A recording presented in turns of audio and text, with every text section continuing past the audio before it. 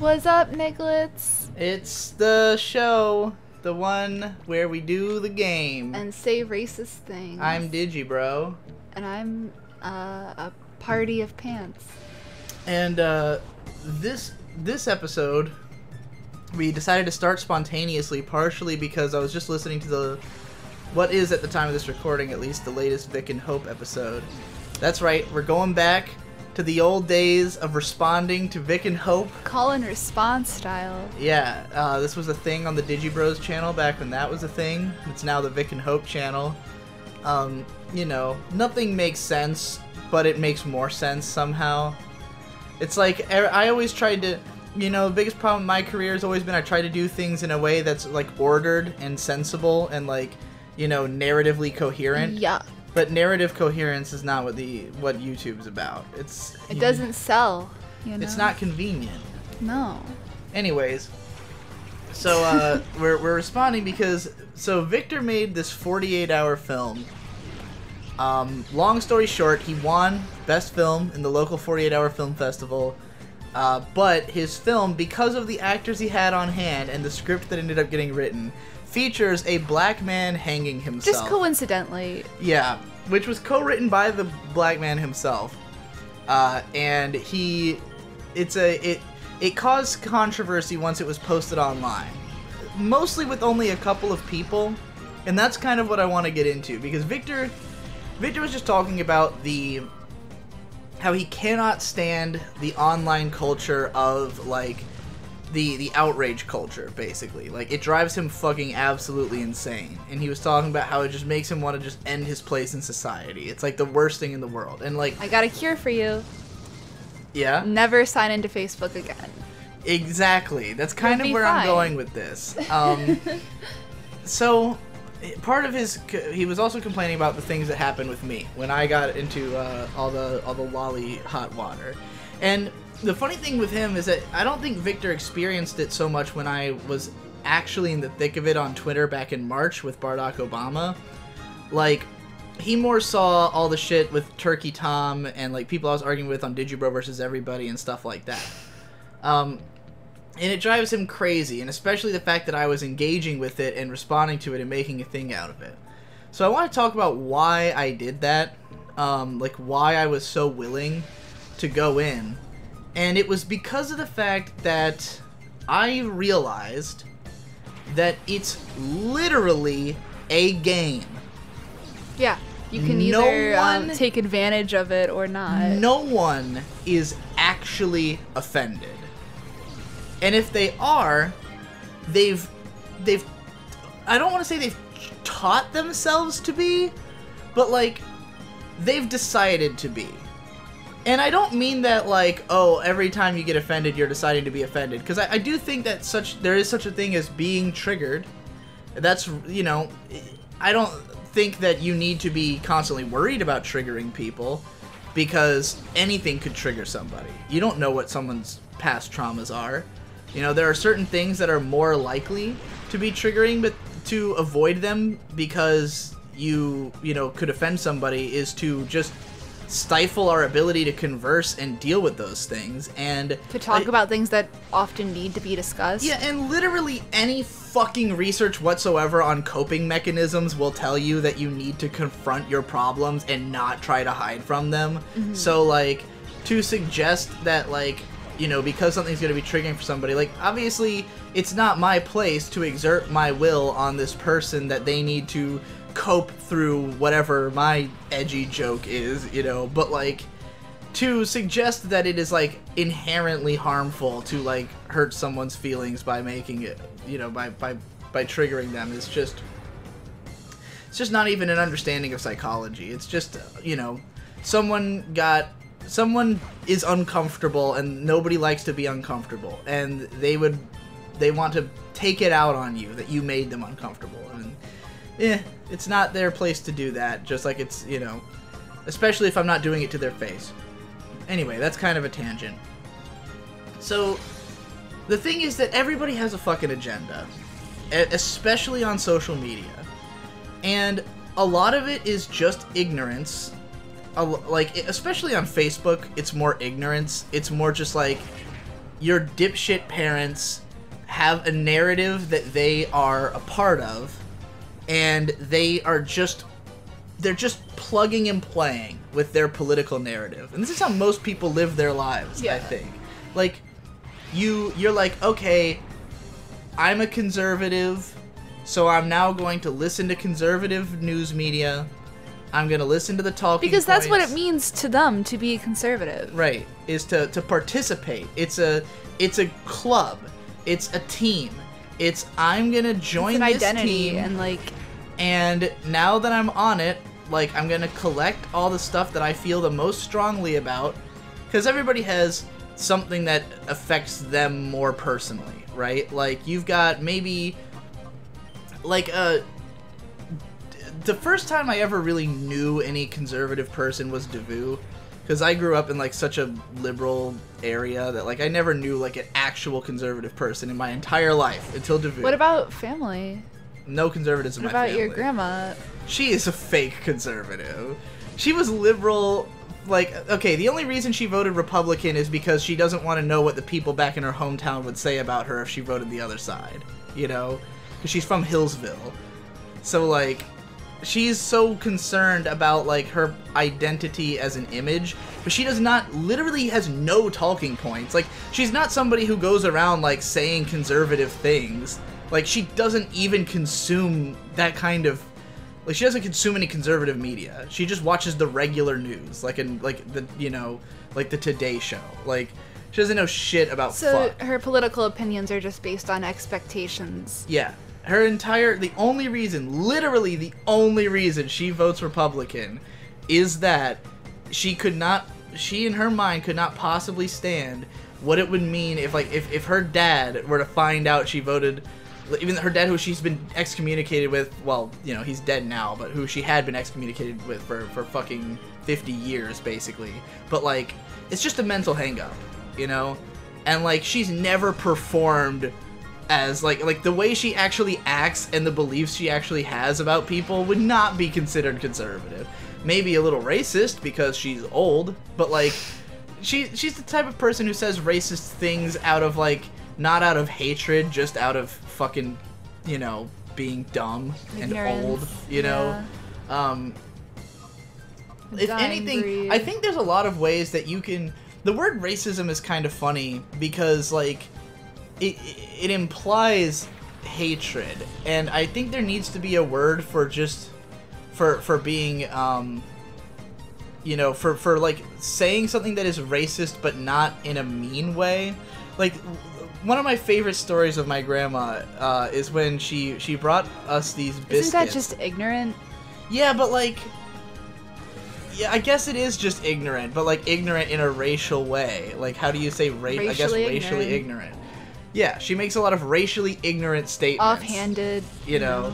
Like, one time she brought home these biscuits and she was like, I know these are good because all the black ladies were buying them. That reminds me of this girl who And was it's like in one of my classes, and we had to have a diversity meeting in my class because she kept insisting that the word colored was an appropriate way to address black people. And she's like, well, instead of saying black, because I know that offends people, let's just use the word colored. And then, of course, the only black student in the class is like, that's even worse because that is, like... That was a racist term we've already conquered at this point, you know?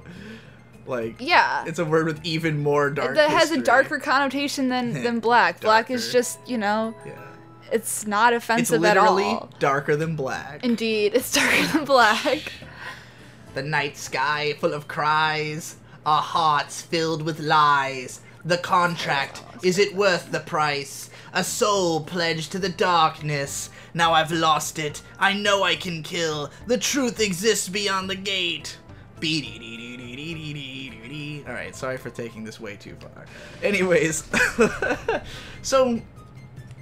I kind of lost my train of thought, because I got You're sidetracked talking by my about grandma. racist people on Facebook. Oh yeah, like, the people on Facebook are just the ones who are participating in their team's narrative, right? Like, they're just like, hey, I heard on Rush Limbaugh that liberal cucks are infesting our colleges, and that they're all safe spaces, and that all these millennials are coddled, and all they do is drink Starbucks, and they're, you know, and that's legitimately what they think the world is, because they have not stepped outside of their house in 20 years. They only interface with the outside world through media. So they don't see people. They don't meet young people. They don't meet people of other races. It's pretty funny that you're saying this, because the same can be said about you. Except that I don't listen to any fucking pundits. Yeah. So I just don't have an opinion about people, because I have no reason to have an opinion about people, because I don't know people. And like, so these, you know, you'll get somebody, and I shouldn't even say that. I know about people because I vet my sources.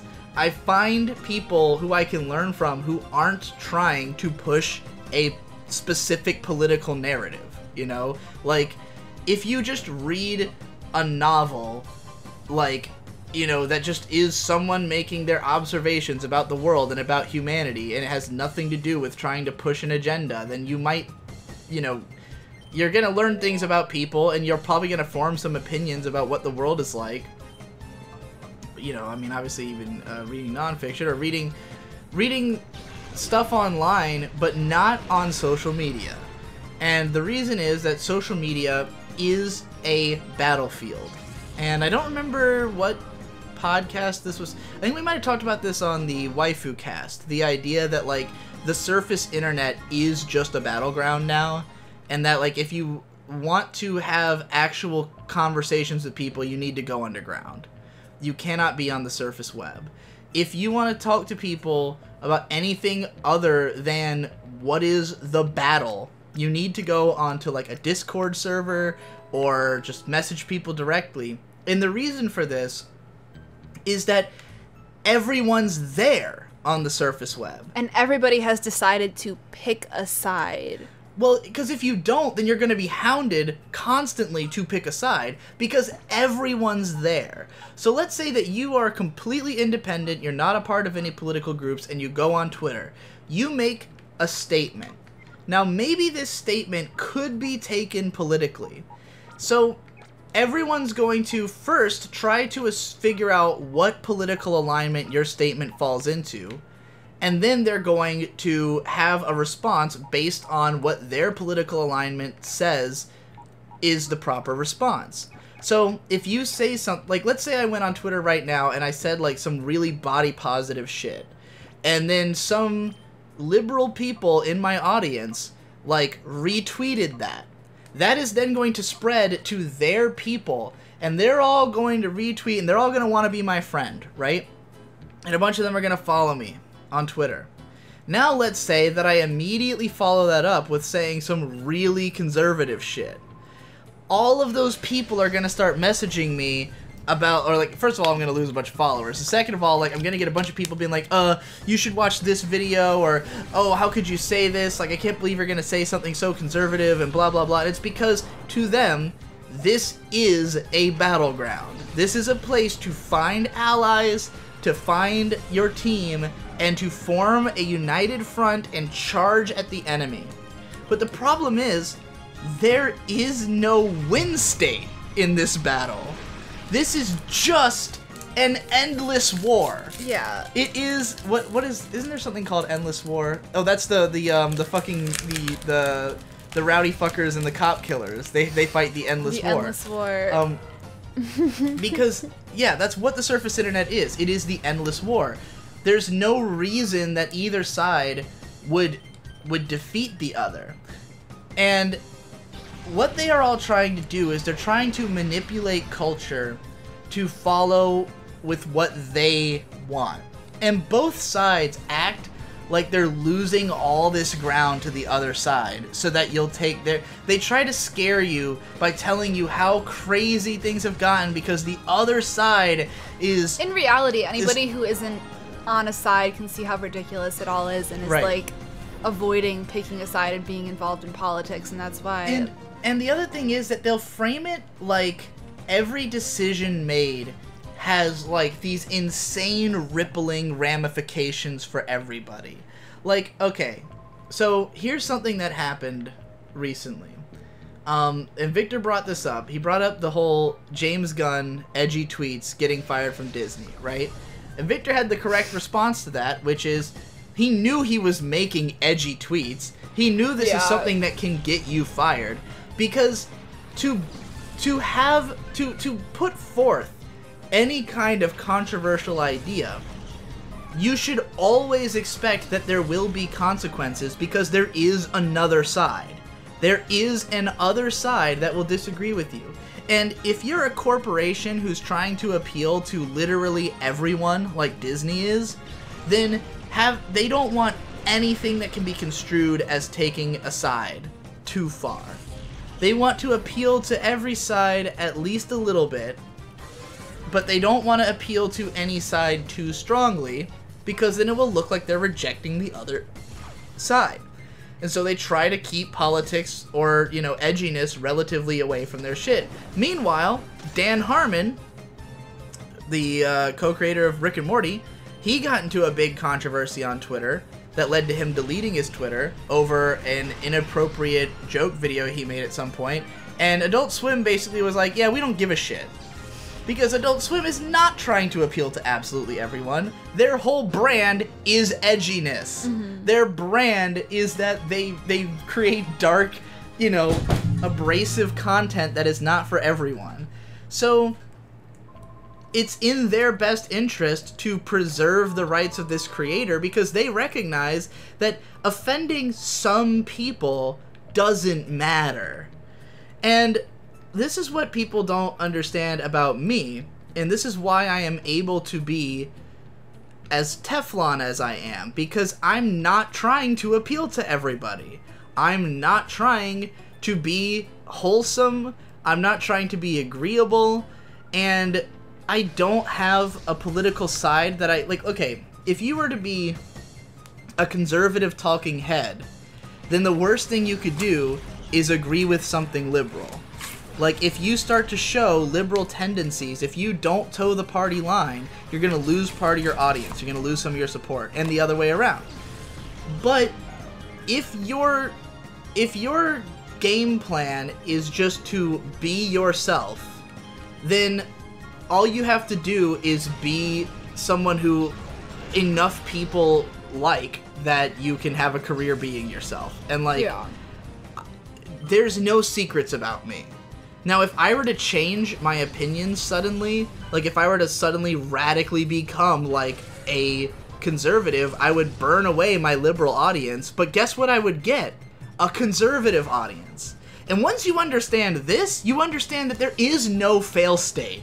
Like, you can fail in terms of, like, okay, James Gunn, he fails in that he doesn't get to direct another Disney movie. But is his career over? The man directed Guardians of the Galaxy. He is going to be extremely sought after. If he were to, say, go to, like, Trauma Films, who are known for edgy shit, and by the way, he's from a background of making edgy movies. In the movie Super, one of his films, it's a superhero movie where, like, one of the characters rapes the other character. I think it's... Amazing. I think it's, what's her fuck? Ellen Page. I think Ellen Page rapes a guy in that movie. Great. I think she rapes the main character. I don't know. I haven't actually seen it. I've just heard this before. But, like, he makes... And that's, like, a comedy film. Like, well, it's, like, a dark... I don't know what it is. I don't actually know. Don't quote me on anything. All I know is James Gunn comes from a background of making edgy movies. The whole reason that it was so shocking that he was brought in to make Guardians of the Galaxy is that, like, this guy doesn't have a squeaky clean image. But all it took was somebody digging up his past. And granted, if this dude wanted to keep his job at Disney, he probably should have hid his fucking tweets. He probably should have deleted his old edgy tweets. Yeah. But, like, at the end of the day, is it any... Like, unless he was really determined to make Guardians 3... Do you really think that it has that big of an impact on James Gunn's career if he doesn't get to make another Disney movie? Like, dude, Disney is a fucking massive money pockets, though. Yeah, well, if that's all you're looking for is the big money, I mean, how much fucking money do you need? And that's the other thing. Like, you don't need that much money to live. And everyone has it in their head that they want, like, all this money. And mo money really does mean mo problems. Like, having a lot of money is not fun. It's kind of a huge pain in the ass. Because first of all, you're gonna get taxed way the fuck harder on all that money. So you're gonna have to give up a lot of your money. And even if it's proportionally you're still left with more money than you would have had, like, it still sucks a lot to lose a lot of your money. Anything you buy that's more expensive, it's like you imagine, oh, I'm gonna make a lot of money and then I'll move into a bigger house. Well, it's like, that just means that more maintenance, more like it's like a you can live in too more big of a house. Yeah, like when we lived in our last place, it was like our last place was $1,100 a month, right? And it was a townhouse. We did not have to pay for, like, you know, we didn't have to pay for anything. They would do repairs. Yeah, they did all the repairs. They did all the yard work. Yeah, we had, you know, like, we had to pay power and water, you know, and that's it. But, like, here, it's like, granted, we don't have to pay for the yard work here because thankfully our landlady takes care of it. But, like, we paid $2,300 a month for this house, but it also just costs more. You're lighting more rooms. You're, like, you know, we have to gas heating, so we have to pay for gas. We have to pay for, like, you know, if we damage something, it's on us to repair it. And it's just like, you know, it's like turtles all the way down. When you buy more expensive things, everything gets more expensive proportionally. So your baseline is pretty similar, and then it's like, what do you need all that money to do? What do you think is going to be so exciting to do with all this extra money? Now, if you are somebody who loves to travel, then I guess you can travel in more comfort. Like, you can travel even for cheap. You can fucking backpack around a country. You can fucking, my friend Donson, he had an older cousin who would, like, he would get, like, college grants, and he would use some of the grant money to, like, fly to, like, Japan or Vietnam and just hike his way across the country. Dope. And, like, stay in hostels, which are like $10 a night or something like that. You know, you can travel for cheap. If you want to travel and have a lot of money, it just means that you're paying for accommodations. But, like, then it's still a fucking pain in the ass. Like, taking an expensive flight, you still have to go through a fucking airport. You still have to get your bags checked. You still have to fucking suffer. Everything is suffering, is my point. Making more money is not going to lead to, like, an easier life. Because it doesn't solve your problems. You can't just wave money. I mean, the easiest life, I would think, is one where you have as few things to worry about financially as possible, you know? Like, the easiest life was what we had in the previous house, where, like, we just had so little responsibility. Is institutionalization, TBH. Yeah. All of your needs are taken care of for you. Well, you don't have safety and peace of mind in that situation. That is true. I think all you really need is security. Like, as long as you feel secure, you feel like you've got your basic needs met, and you are living within your means, and, like, you're having a good time on a day-to-day, you're good. But if you think that, like, life is boring, I need to make more money so I can make life exciting, more money's not going to make life exciting, unless you have, like, something specific in mind. And then, just pursue the amount of money that it takes to do that specific thing. Like, if you're like, oh, I want to get into tennis, and tennis is kind of an expensive hobby, it's like, pick up a job that will make enough money to let you play tennis, and, like, get nothing that country extra. Club membership. You know, there's been all kinds of studies proving that, like, you know, $70,000 a year is the most you can make as an individual and still be happy. Like, if you make more than that, the amount of work it will take will be, or, like, the amount of responsibilities you'll have is just going to outstrip. And then when you gotta send your kids to college and realize that you make too much for them to get any government assistance, you're like, oh, I make $2,000 a year more than I need to get you some help to go to college, so yeah, it's all on you. Right. That happened. Exactly. That happens. That's the thing. Like I said, they fuck you at every stage, because if you are making less money, then they're gonna help take care of you, and if you're making more money, then they're just gonna take more of your money. Like everyone ends up on this baseline. And the line is very thin. It's like it's like going into the ghetto. It's just one step and you're in the zone. Yeah. You're in now, the granted, fucked zone. like there are definitely places where the poverty has led to, like, some people are crushingly poor and their basic needs are not really met, you know? And that's kind of a different story, because those people are probably not watching my videos, because those people probably don't have internet. So, like, I'm not talking to people in third world countries. It's just like living within your means, and like I'm just saying, it's unfortunate people have to live in extreme poverty. Like, it's real fucked. I'm just saying that, like, if you have this, like, you know, have an idea of what you actually want your life to be and pursue that as opposed to just more. I think most Americans, all that they have in their mind is make more than I do, as opposed to make enough, you know? Yeah. And that's what you need to focus on. I don't know how I got on this tangent. We're supposed to be talking about, like, internet people. Right. So I've been watching a lot of vlogs from M.Strained, who is a filmmaker and video game designer and musician.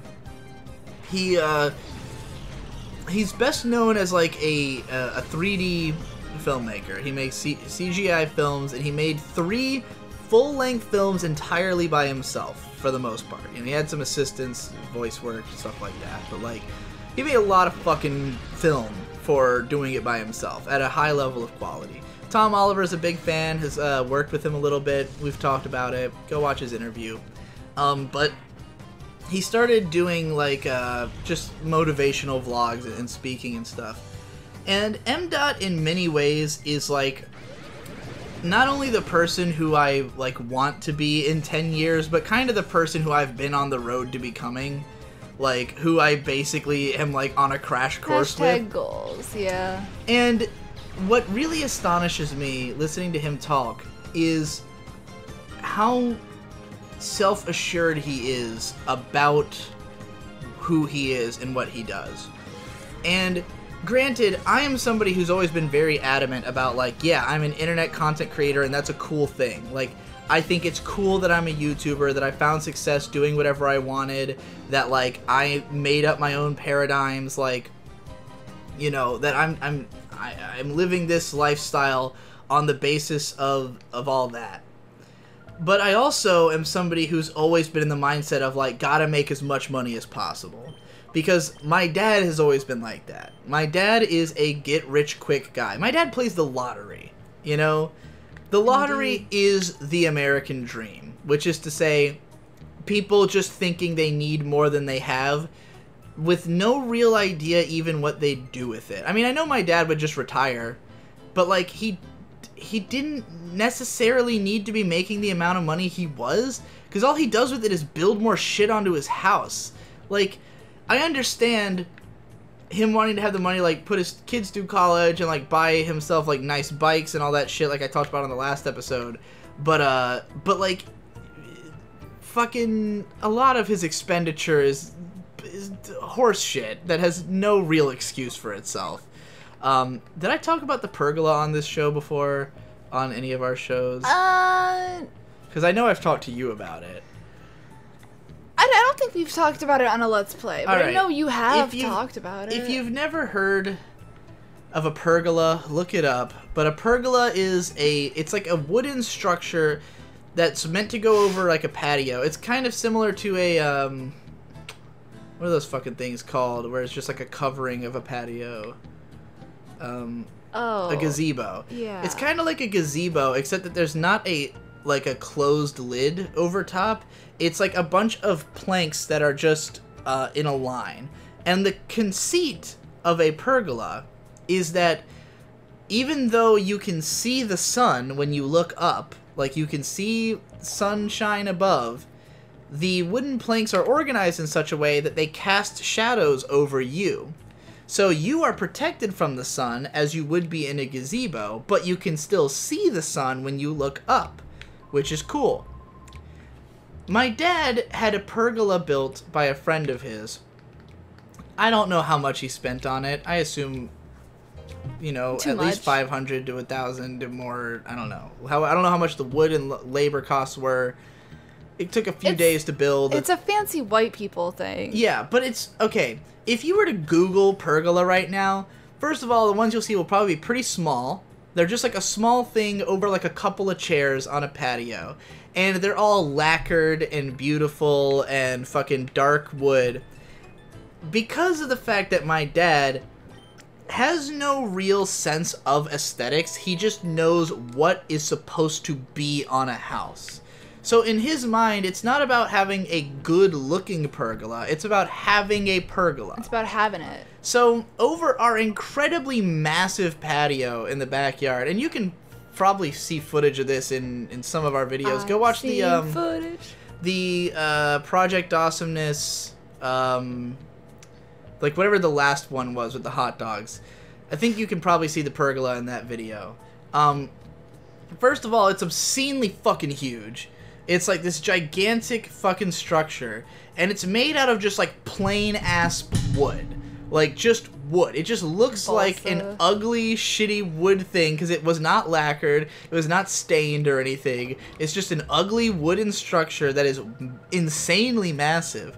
And moreover, the planks of wood are meant to face, on a properly built pergola, the planks of wood should face north and south because the sun moves from east to west. Ergo, the planks of wood would block the sun as it traverses the sky. But ours is built the wrong way, and my dad never even thought of it. And I didn't have the heart to say anything for like years. Like it wasn't until we went back to visit recently that I finally said, and it was because they put a cover on it. Like they put a fucking weird tin like roof on it, which as soon as I saw, I was like, that's gotta sound like hell in the rain. Like, you didn't think about this at all, did you? But they put this weird fucking tin cover on the thing, and I was just like, you know you built this thing wrong, right? Like, you realize that the reason you had to put a cover on this is that it doesn't block any sunlight because it's built facing the wrong direction. And they were just like, oh, I didn't even realize it was supposed to do anything. And I was just like, Jesus fucking Christ. So, like, when I see stuff like that, I just think, like, I'm glad that my dad was making an amount of money that he was able to comfortably house me until, till I was 26. But, like, he didn't need to be making that much money. He didn't need to work himself as hard as he did. He just felt more comfortable having more money. And that's understandable, especially when disasters happen. Yes. But, like, some of the stuff that he was using that money on, I'm just like, did you even consider, like, why? And I know a lot of it for him is investments, like it raises the property value of the house to do these things, but it's like, who even is gonna want this house? It's old as shit and it's a Frankenstein monster. Like, I guess another you, like another guy who comes into it with the same mindset you did might want this house, you know? Anyways. In the comments on the last episode, Victor said, haha, yeah, that stuff about the bike, you know, the $300 bike, except, you know, it was more like $500 or $600, and my dad's bikes were all in the thousands, and I went through all of college without a laptop. So, I would have pawned that shit off. But the thing is, I don't think he ever asked for a laptop. Because that's Victor. He won't ask for things. Like, he feels so guilty about, like, the fact that my dad's already taking care of him and already buying him things. But it's like, dude, you gotta say something when you get a $500 bike and you could have got at least a fucking I have to ask Chromebook. you a serious question. Yeah? Do you think your dad may be an NPC? An NPC? No. My dad... I don't think so. Do you think an NPC would have a castle house? If under the right stimuli. I don't think so. Did I tell you about the time that that our friend Josh realized he was an NPC and corrected by becoming a different NPC? What? No. Okay. Well, I guess this isn't even an NPC. He realized that, okay, our friend Josh who just looks like the most standard bearded white guy imaginable. Like, I know I am a fairly standard bearded white guy, at least in YouTuber terms. Like, I look like every other YouTuber. Josh, just like, if you picture a bearded white guy in your head, like college age, you know, like skinny bearded white guy, regular height, you've got Josh. You're already picturing him. Your mental image is exactly what he looks like. He started playing like Fallout 4 or something like that, and on the character creation screen, the default looked exactly like him. And then he started, like, he realized that, like, there were other games where that was also true. Oh, boy. And so he was like, oh, God, I am a default character. Like, I am, you know. And so he went and got a haircut because it was such an identity crisis. But he got just, like, the side thing that was, like, super pop, like, that literally everyone had, like, 5 years ago where they just shaved the sides, you know? And I was like, so wait. So you realized that you looked like everyone, and so you got a haircut to look even more like everyone. Like, what were you thinking? And somehow he was satisfied with this. They all are. Of course. But yeah, oh boy, man, I've gone down a lot of different holes going through this explanation. Right, I was talking about M. And M. He's just so, like... I want to be M. Really He bad. so clearly has no interest in the conceits of society and what you're supposed to do. He's not about that shit. Because when he... And I understand why. What is the difference between him and me? And I also think this is the reason that Jesse struggles so much with being a... Because Jesse hates being a YouTuber. He always talks about how, like, YouTube is not a medium he respects. He just, like, he sees it as, like, an ego-driven, like, corporatized medium where, like, you can't really make true art and succeed. And I kind of agree. M. is not fundamentally a YouTuber. Like, his stuff is all on YouTube, and he makes YouTube videos, but, like, his films have been in festivals. You know, his games are sold on a games website. He's an artiste. He's got his... If you go to m.strange.com, you'll see his portfolio, and you'll have all his stuff, and it's not... His YouTube videos have shit views, you know? And, like, when he needs money, he does freelance work, because he can get freelance work, because he has a skill that is marketable. He made a portfolio. Right. So, like, it's not as though he's just purely, like... You know, it's not quite like me, where it's just so unstructured and so unvalued that, like, if you as a YouTuber just, like... This is gonna be a hard battle. I don't know how Mantine is so hard to catch. Sentence. It's just great balls. Anyways, so he makes videos where he's just, like, very straightforwardly like, yeah, normal people are boring and shitty, and they're NPCs, and I don't give a fuck about them, and neither should you. And he is very adamant about just doing what he wants and nothing else, and, like, making his art, finding an audience for it, and moving on. And I want to be like that, and as I've been watching his videos, he is very adamantly against social media. And it has nothing to do with the current climate of social media. He's just never participated. He's avoided it. His phone is 8 years old. It was given to him by Google at some point at some event. And he only uses it for two-factor authentication. He doesn't use it for any social media or emails or even phone calls. He just uses it for two-factor authentication. Do you have a house phone? I don't know. He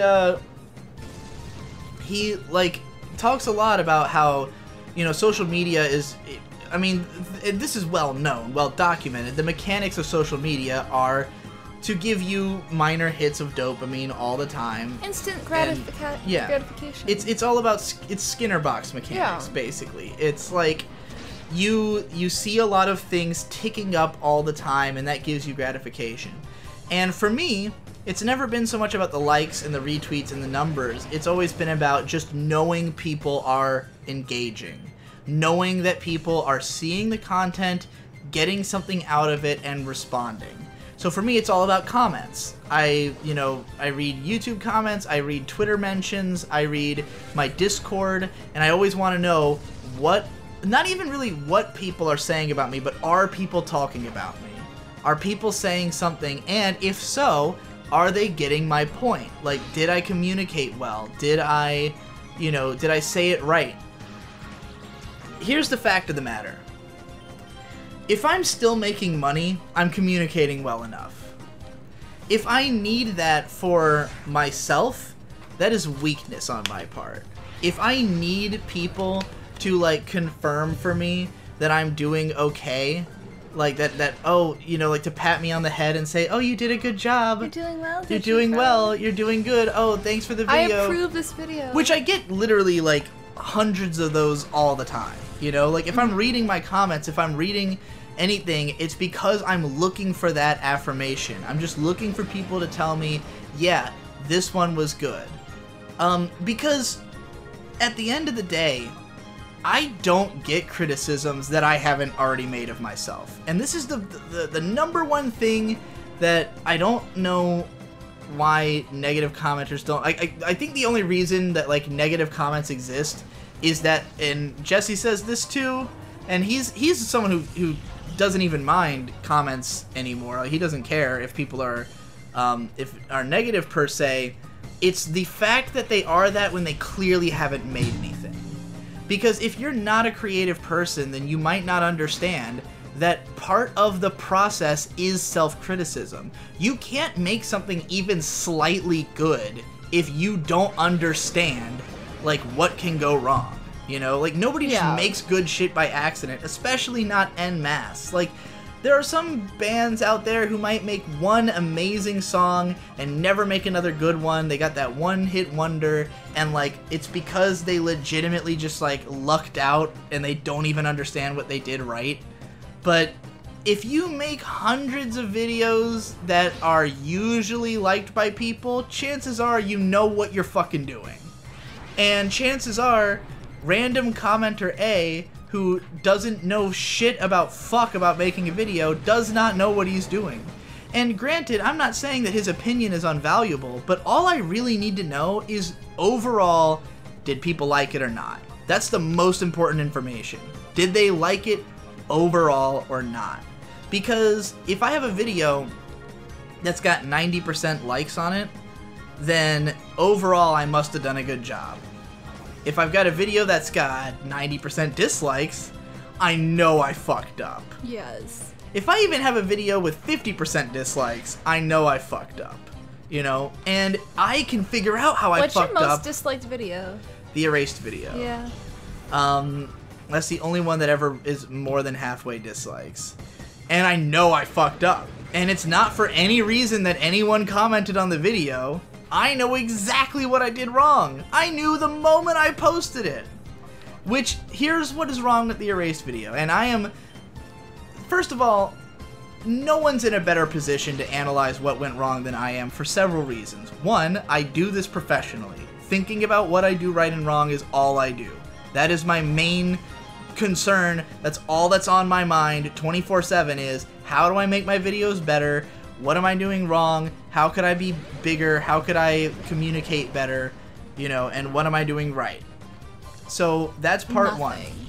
Part two is, no one else knows nearly as much about what goes into my process as I do. Nobody else.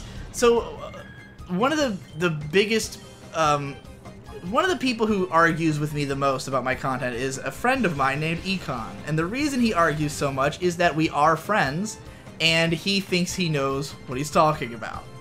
But Econ doesn't understand the intentionality behind most of my videos, and so he'll come to me with, like, criticisms of them that I'm like, dude, of course it's not a good video. That's not the intentions of this video. This is about, this one was made because I had 3 hours and I'm on a bet, Or, like, this one was made because I knew it would make me a whole lot of money. Mm-hmm. Or, like, this one was made because I was trying to express something very personal. Like, there's always a different intention, and if my intent was to make the best video possible and I failed, and you understand like my intentions there, and you can suss out what I did wrong, how I didn't achieve that better than I can, great. But you will never be better at figuring out what I intended to do than I am, because I know what I was trying to do, you know? If you feel the video was ineffective at communicating to the broadest possible audience, and that was my goal, then you can maybe tell me something. If you think like, hey, you said you were trying to reach the most people possible and you failed, so here's what you did wrong. That might be a worthwhile critique, but like, you know, first of all, I don't think I've made a lot of videos where that was the intent. And second of all, I can figure out what I did wrong much easier because, again, this is what I do. It's what I study. I don't know why I'm going down another one of these ego trip rabbit holes. Everyone's going to be, Digi's so egotistical. I don't know how to not be. This is my job. This is what I do, is just think about these things. Like, I'm not saying all this to be like, wow, I'm such a genius. I'm saying this to be like, literally, who the fuck would be in a position to say these things, you know, to judge my work more than myself? Who could possibly be in that position? There's no... You know, can you answer that question? Is there anything you can think of? No, sir. I'm trying to think of the next fucking... I got too heated. It's really hot in here. Got too heated. The AC is on. I'm sorry that I'm hogging all of the dialogue in this episode. It's all good. I know you had to get something off your chest. It looks like you're doing a great job at playing the game because you don't have to talk, so I'm glad. I'm glad that the game is being progressed through. Yeah. It hasn't felt like I'm just looking at the same thing the whole time. And also, this is like kind of a dungeon. Like it was. Yeah. It was a pretty big dungeon. I just reached the end of it, and now we're gonna go straight into an actual dungeon. Oh shit. And this then go game in a is becoming a cave. game. Why would they start off the game with like 3 hours of like just kind of like bumblefucking around town before you actually do something like exciting? You don't have to answer that. It was rhetorical. I don't know. Nothing of value. So anyways, so my point is that there's no real reason to read comments. If you're reading them for praise, it means that you are too weak-minded to just be confident in yourself. If you're reading them for criticism, it means you're not good enough at your job to understand what you're doing wrong. And so there's no real reason to read any response to your work other than being feeble, you know? Or if you sincerely want, like... there are times where I read comments because I don't know, like, I'm not confident in a video. You know, like, sometimes I feel like I don't know if this was good and I'm hoping someone will explain to me why it's not. Or, like, I might even ask people for advice if I trust their judgment. Like, obviously, the first people I come to are not going to be internet commenters who I don't know. I'm going to come to, like, a trusted person, like... If I really needed an opinion on something, I'd go ask, like, Ghost Lightning, you know? Like, someone who I actually think is a great writer and, like, a mentor to me. I might be like, hey, am I making this point right? Which I used to do all the time back in my anime blogging days. Like, I used to constantly run my posts by my older friends and ask them, like, if I was doing okay. Do you have any advice for people who are looking for mentors, like where to find them or how to reach out to people that you admire? Oh, boy. Don't look for people who you admire. Look for people who have a time on their hands. I don't know how to put it. Like, because I feel like a lot of my audience would just want me to be their mentor, and I am not interested in mentoring anybody. I think a lot of people who have like a favorite YouTuber or a favorite like professional writer, like those people don't have time and like wouldn't respond to a kind of request like that. Frankly, the fact of the matter is that I am down to give people advice, but you have to reach a certain baseline before it's really like, okay, if you're like a newcomer, you don't need help from a professional.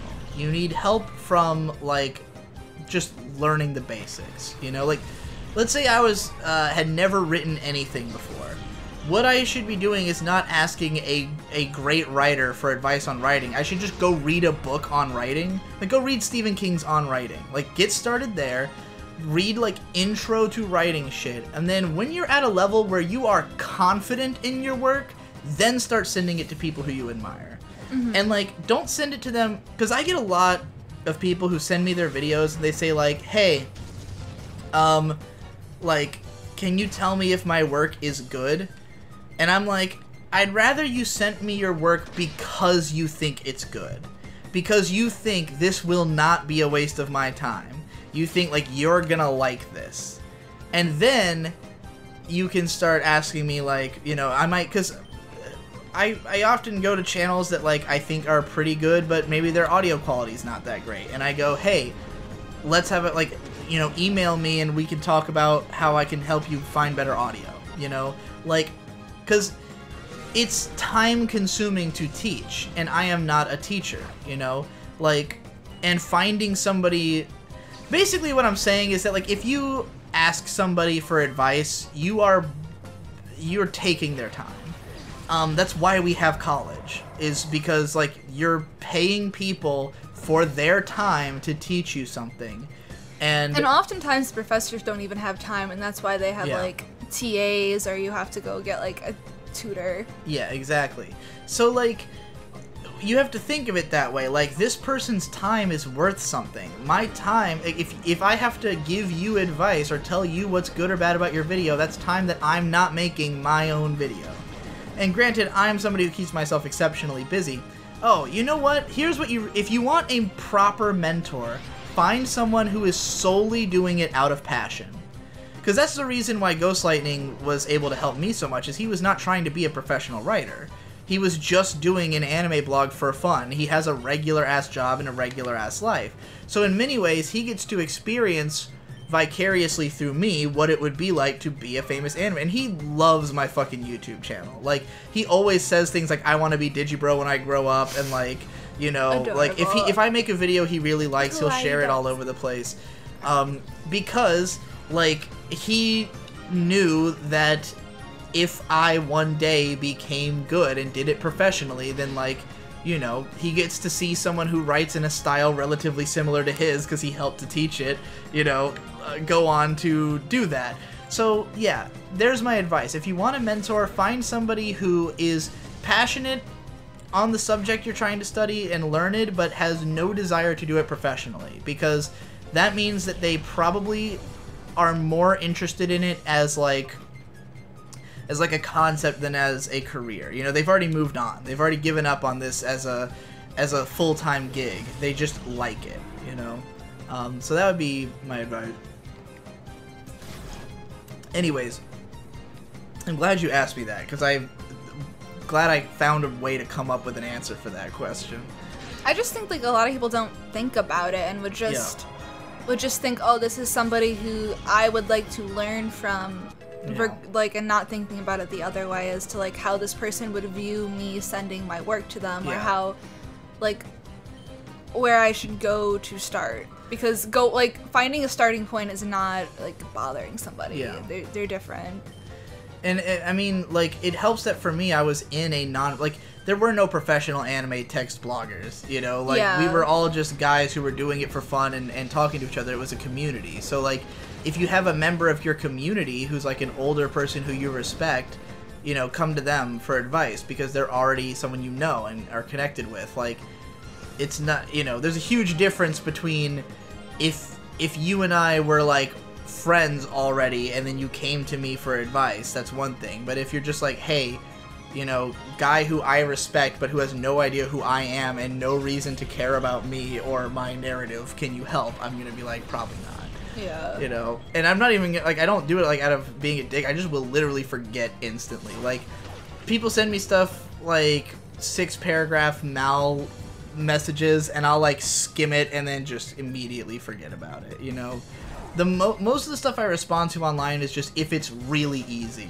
Like, and I'll respond to some fucking inane shit. Like, I'll even give people just anime recommendations on Twitter sometimes if they make it easy. If you say, Digi, recommend me an anime, I will not, because you can just go watch my videos. If you say, like, Digi, I want something that's like Serial Experiments Lane, Ava, and, you know, Ergo proxy or something, I'll be like, go watch Technolize. You know? So, you just gotta make it easy enough for me that I don't have to think. I can just autopilot respond instantly.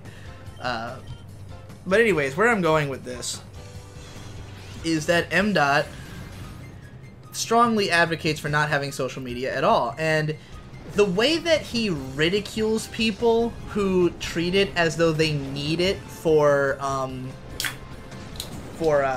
exposure made me really feel like a fucking ponce. Because that's my excuse.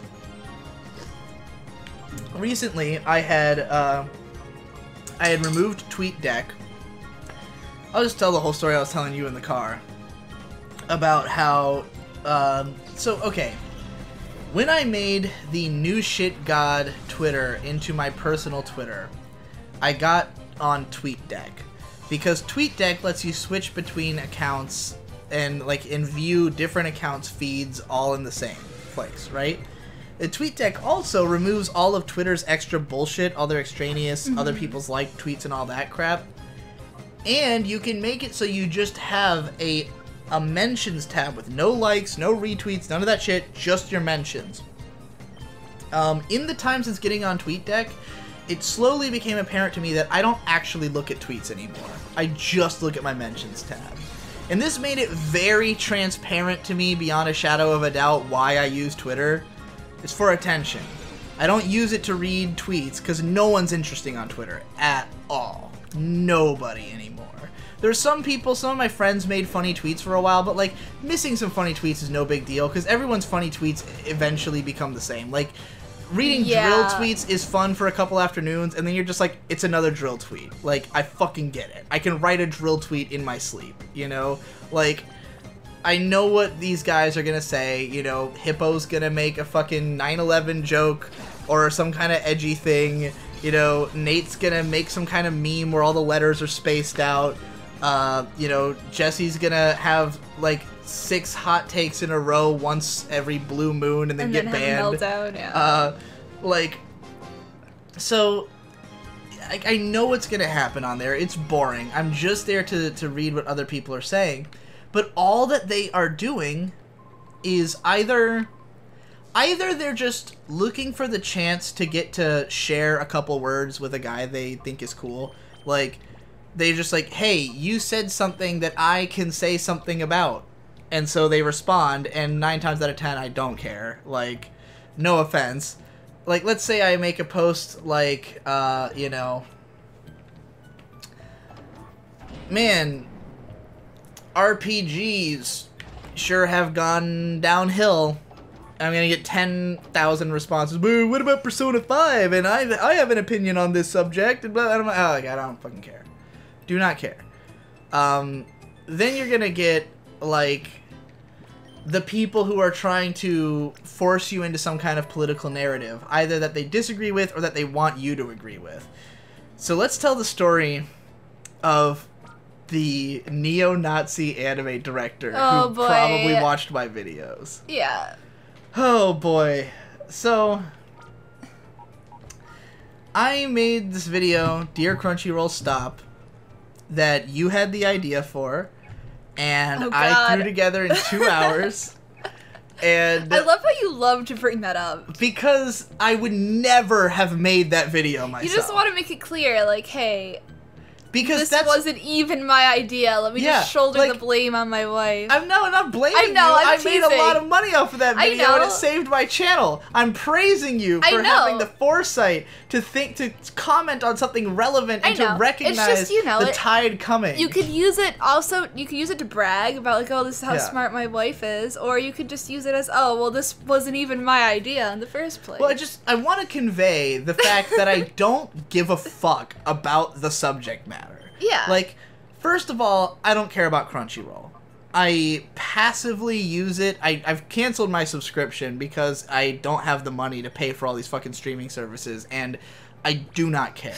Like, I literally used it because it was easy. Because when I type watch and then name of anime, Crunchyroll is sometimes the first result, so I might watch something on Crunchyroll.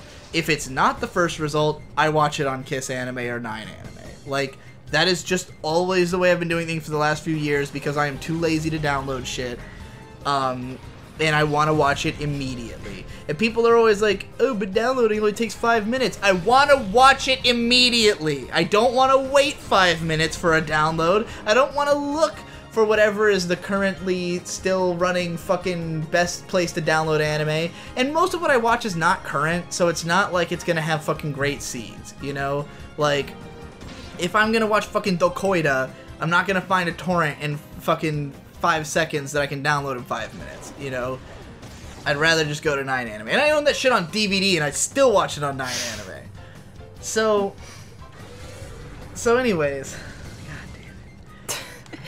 I don't care about Crunchyroll. I definitely don't care about High Guardian Spice. You get red in the face whenever you talk about your anime DVDs. Do I? Yeah. That's hilarious. I'm just so pissed at everything. But I have fun. So, I don't care about Crunchyroll. I don't care about High Guardian Spice. It was topical. And it was funny. Like, when it came, as soon as the High Guardian Spice thing came out, Tom immediately messaged me and said, here's where your Crunchy dollars are going, you know, as a jape on Steam, or not Steam, Discord. You know what I'm talking about. Like, the night, like, that was like 4 a.m. the night before, right? Next day, it's starting to become a news story, and everyone's making a big deal out of the fact that they called it diverse when it's an all-female writing staff, which is hilarious. I don't care what your political ideology is, it's fucking hilarious. Because the word diverse means, like, you know, different types of people coming together. And so to say that it is diverse, and then to say it is all women, and then to visually depict only white people working on the show, and all of them who happen to look like they have very similar personalities. I'm not even talking about politics here. Like, I don't care. Maybe they're a bunch of SJWs, whatever, I don't give a fuck. Like, they all have rainbow-colored hair, yeah. So they are all the same. Yeah. It's not about what they are the same at. They are just all people who look the same, and they're bragging about diversity. That is funny. Oh boy. So, I brought it up in this video because I used this as a springboard to shit on Crunchyroll. People care about this current event. I have complaints with the platform. I have 2 hours to make a video before midnight. Video gets insanely huge. I immediately followed up with 2 more videos that are more tackling what I actually do care about. One of them is me just kind of calling for like, hey, I don't actually care about the anime industry because I think that I don't agree with its practices, and I don't think Crunchyroll is a good way to support the type of anime I actually care about. Then I disambiguated even further, and I'm like, by the way, just to be perfectly clear, I'm like a psychotic revolutionary person who, like, doesn't even, like, none of this is about, like, best practices in the current reality we live in. This is about me, like, speculating my fantasy of what I wish, like, the world was. Like, that's what most of my content is. It's not about, like, actions to be taken in the now or, like, addressing the present situation. It's me telling you, like, what, like, abject fantasy paradise I think we should all be working towards that I will never see in my lifetime. But, like, in my mind, just, like, inching the goalposts year by year is completely uninteresting. I don't give a fuck. I'm just gonna keep telling you about my fantasy paradise and try to slowly germinate that into the minds of people over generations. Because that's the best I'm gonna do. It's the best I can do. I am not interested in the small fucking nickel and dime progress that people are fucking passing the baton back and forth. You know, if it affected me, I might care. If there was something that happened that I was like, oh shit, this is gonna ruin my life, but, like, you know, I have a lot of options with what I can do with my life. You'd have to fuck me up pretty bad before I'd get, like, passionate, you know? I don't give a fuck about Crunchyroll. I'm just good at getting into the mood of a script. Like, if it sounded like I legitimately care in that video, because a lot of people are like, oh, there's so much passion. It's because I have passion for the fact that I wrote a funny thing. That it, like, sounds biting and cool, and, like, I was very curt, and I got it in just, like, 4 minutes, so it's just like, oh, yeah, this feels good, you know? I don't give a fuck about Crunchyroll. I don't give a fuck about High Guardian Spice. I give a fuck about making a lot of YouTube views and writing something that sounds good, you know? Dope shit. And getting it done in 2 hours when I have to have a video out by midnight every day. So now I'm embroiled in this. And I pass around some responses here and there with people because I like to argue. Again, don't care about Crunchyroll, just like to argue. Just think it's funny to make fun of Miles. Just think it's funny to, talk about, the old anime fandom and, their response to me because I'm interested in engaging with them, For me, that whole video was worth it just to get a response from Justin Savakis because that's cool. Yeah. Hey, old anime fan actually acknowledged me. That's the first Holy time an shit. old guard, old fag has actually acknowledged me, So that's cool. And, just to sort of get out there, just have things to say on my YouTube channel, because it's my job to have things to say. So, at some point, I get messaged on Twitter with this image that just says, and God, let me just tell you, you people are the most transparent fucks on the planet Earth, and you must think I was born yesterday. So, or that we're all, you must think we're all retarded. You must think everyone who's not on your side is retarded if you think they can't see your tactics. So, it's a bunch of tweets that are in Japanese on the left, and then translations of these tweets on the right. And it says, award-winning anime director exposes Crunchyroll as as charity fraud. And this was very confusing to me because I was like, okay, charity fraud, this is what's going on here, right? Because this doesn't sound like it's related to what I've been talking about. I'm thinking this is new information. So I read through the translations, and this anime director has clearly watched my videos, and also seemingly the problem with anime subtitles video, although from what I've heard later on, I guess he's just been complaining about Crunchyroll subtitles even before I did that, but he's definitely seen my Crunchyroll videos, and he's talking about how the Crunchyroll first Gen 3 Pokemon that you can catch in the game is Meditite. Meditate. So he's just generally talking about how, Crunchyroll money doesn't really go to creators. It goes to production committees, not to, animators, not to the studio. It's not really helping anybody. It's just going to the production committees. I read this and I thought, well, this guy might have misunderstood my video, because I never really suggested that even Crunchyroll had said that. Crunchyroll doesn't... They imply that your money is going to, quote, support the industry. They don't say it's going to support your favorite anime. And even when they say that it's if you watch this amount, it goes to this show, they don't say it goes to the animators. They don't say it goes to the creators. They just say it goes to that show. Because it goes to the production committee, which is the same thing as going to that show. The production committee owns the show, It's their show. It's not the studio's show. The studio just made all the creative decisions, but it's the production committee's show, So, and I mean, when I say the studio made all the creative decisions, I just mean, individual, what the fuck ever. It doesn't matter. So I read this and I'm just like, okay, well, this is nothing new and it's kind of a misunderstanding.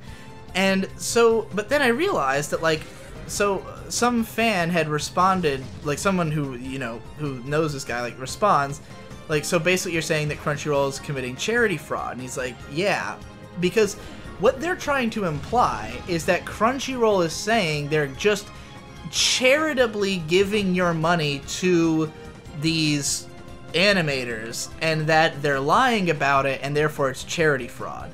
But Crunchyroll's it's money you're paying. They're not giving it as charity to people. Even if it was going straight to the animators, that wouldn't be charity. No. It's money that you are paying for a product that they are a part of the committee of. So, the idea of this being charity fraud is totally pulled out of the ass. It has nothing to do with anything. Pulled out of the ass. So, I'm like, I don't know where you guys came up with this, first of all. This is obvious tactics. Second of all, on the bottom right corner of this image is a picture of... So, okay, there's a big meme of the one, like, really ugly, fat, like, rainbow-haired girl from the High Guardian Spice trailer, like, having her face shoved everywhere. And, like, there's a picture of her on the bottom... And it's like, you know, it says Crunchyroll is using your money to support liberal propaganda. And I'm like, why would you attach this to this image? Because if you're actually trying to convince anybody to, like, care about this issue, why would you put blatant political propaganda of your own on the image? Like, this director didn't say anything about this. This director's comments have nothing to do with High Guardian Spice. They have nothing to do with the idea that Crunchyroll is using this money for this show. That's just something that they tacked on there. Unsubstantiated entirely. Just on there. So I'm like, okay, if you guys had sent me this picture and it was just the translation, I might have considered retweeting it. And if it weren't for the fact that this guy seems to be kind of misunderstanding my point, and nothing he's saying is new, it's just the same thing that, you know, it's just repeating what was already said, then maybe I would. But the other thing that was confusing was that it just said, like, award-winning director. So someone tells me, oh yeah, it's this guy, like, you know, one of the people who sent me the image said the name of the guy. So I looked up the guy's name, and the only anime he had directed was Diary of an MMO Junkie. I've never seen Diary of an MMO Junkie, I don't care, so I was just like, well, it's cool that an anime director saw my video, but I don't know who this guy is. I should have remembered, though, because I think like a year ago, this story broke, that this guy is a Holocaust denier. He went on Twitter, and he went on a whole tirade about how the Holocaust didn't happen, right? How common is that belief in Japan? Dude, when I heard about that, I remember hearing the story and being like, what the fuck? A Japanese guy is out there, like... I mean, I guess probably more common, because they were on the not as side. Uncommon as, like, people think, because I've heard that about Japanese people, like, sometimes. Japanese culture has, I definitely think they have a stronger, like, contingent of, like nationalists who are upset with the fact that World War II was looked at as, like, a bad thing. Like, in Germany, it's, like, hardline anti-Hitler. Like, this is the worst thing we ever did, and we are absolutely, abjectly in, like, regret over it. Japan has a lot more of these people who are like, we didn't do nothing wrong, you know? Like, there's definitely a sect of those people. They're the ones who complained about, The Wind Rises. Actually, both sides complained about The Wind Rises not being politicized enough in their favor. Maybe because it's not a political movie. But anyways, so this guy is a Holocaust denier, and I remember this story breaking. Like, I didn't remember who it was because I didn't watch the show and didn't care, but, like, so I know this is true. I know this happened. And then all of the dots connect in my mind immediately. Because I'm like, okay, because I know exactly how the political groups work, because I've had them try to get me on their side countless times. Anytime I express an opinion that's, like, a little leaning to one side or the other, a whole bunch of those guys come out of the woodwork to try to drag me down to their place, you know? Yeah. So I know that the minute this guy said some Holocaust denial shit, a whole fuckload of alt-righters followed his ass immediately. And I know how they work. They will send you anything they want you to have an opinion about because you are a public figure. This guy's an anime director. Doesn't matter what he directed. All that matters is that he is relevant enough that he got reported about on Anime News Network for having an opinion. Mm-hmm. So if you are somebody who has opinions and those get reported on and people will listen, regardless of whether anybody, like, actually values you and your work, if you are of enough note that you can have that power, they will send you fucking everything that they care about on the hopes that you will have an opinion about it and say something. So, I immediately realized this guy probably gets sent every single thing that could possibly make him go on a Twitter tirade. And so, of course, he has apparently expressed disdain towards Crunchyroll in the past. And, like, so he's clearly got a vendetta already. Yeah. So when my video came out, which got 1 million views, which means that everyone's seen it. You know, like, if you reach 1 million views in the anime community, everyone who is gonna watch it. Everybody who watches anime. Right. So, like, so these people who are, you know, who are on the right wing, whether they even think that my video is, like, actually on their side or not, I expressed disdain towards the marketing of the show as, like, a, you know, as this pushing this liberal agenda, which doesn't bother me because it's liberal. It bothers me because it's hypocritical, and that makes it funny. It doesn't even actually bother me. It's just funny, you know? I just thought it was really hilarious that they would fuck up that badly.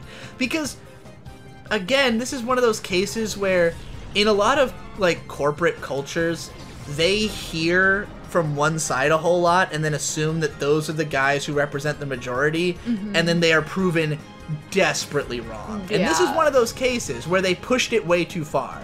Like, they tried really hard to be like, yo, check it out, we're making a show that's for women, and women are gonna be like, you know, they surely thought that just every woman who saw this trailer was gonna be so excited about it. Meanwhile, a woman's the one who told me to make a complaint video about it because she was so disgusted with the pandering. That's not fucking diversity, and it's disgusting that you would advertise it as such. Yeah.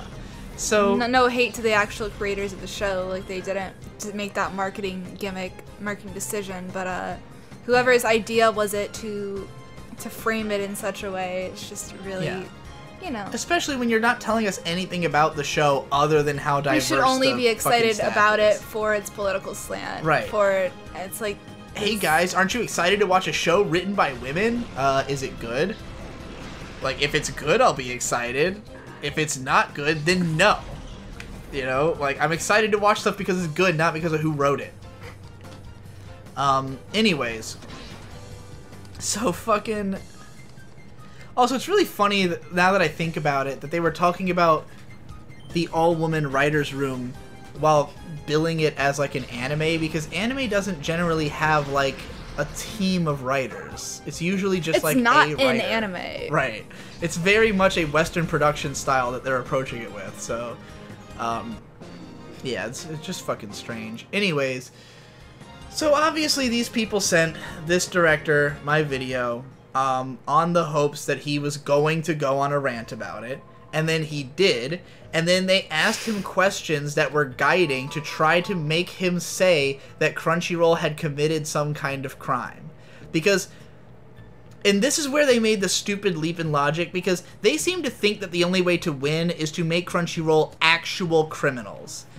It's not enough that, like, I already did the damage you needed to do to Crunchyroll. That's already done. Like, I made a video that caused them to, like, announce, like, to hasten the update of their HTML5 player. Yeah, they put out a press release right after, and then on the next day it had, like, a survey, like, how satisfied are you with Crunchyroll? Yeah, that was, like their, I clearly caused an impact because it was enough people were upset, because, I mean, I didn't even need to. The High Guardian Spice trailer already had such a huge dislike bar, they had to fucking turn off likes and dislikes to hide it.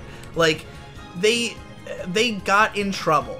Crunchyroll Miles, up. hashtag Miles saying, like, you don't need to make they had them... mostly a positive reception, but there was some concerns. And it's like, you don't need to falsely accuse them of being more wrong than they already are if you're trying to damage them. The damage has been done. They did it to themselves. All I did was be the guy to swing the gavel.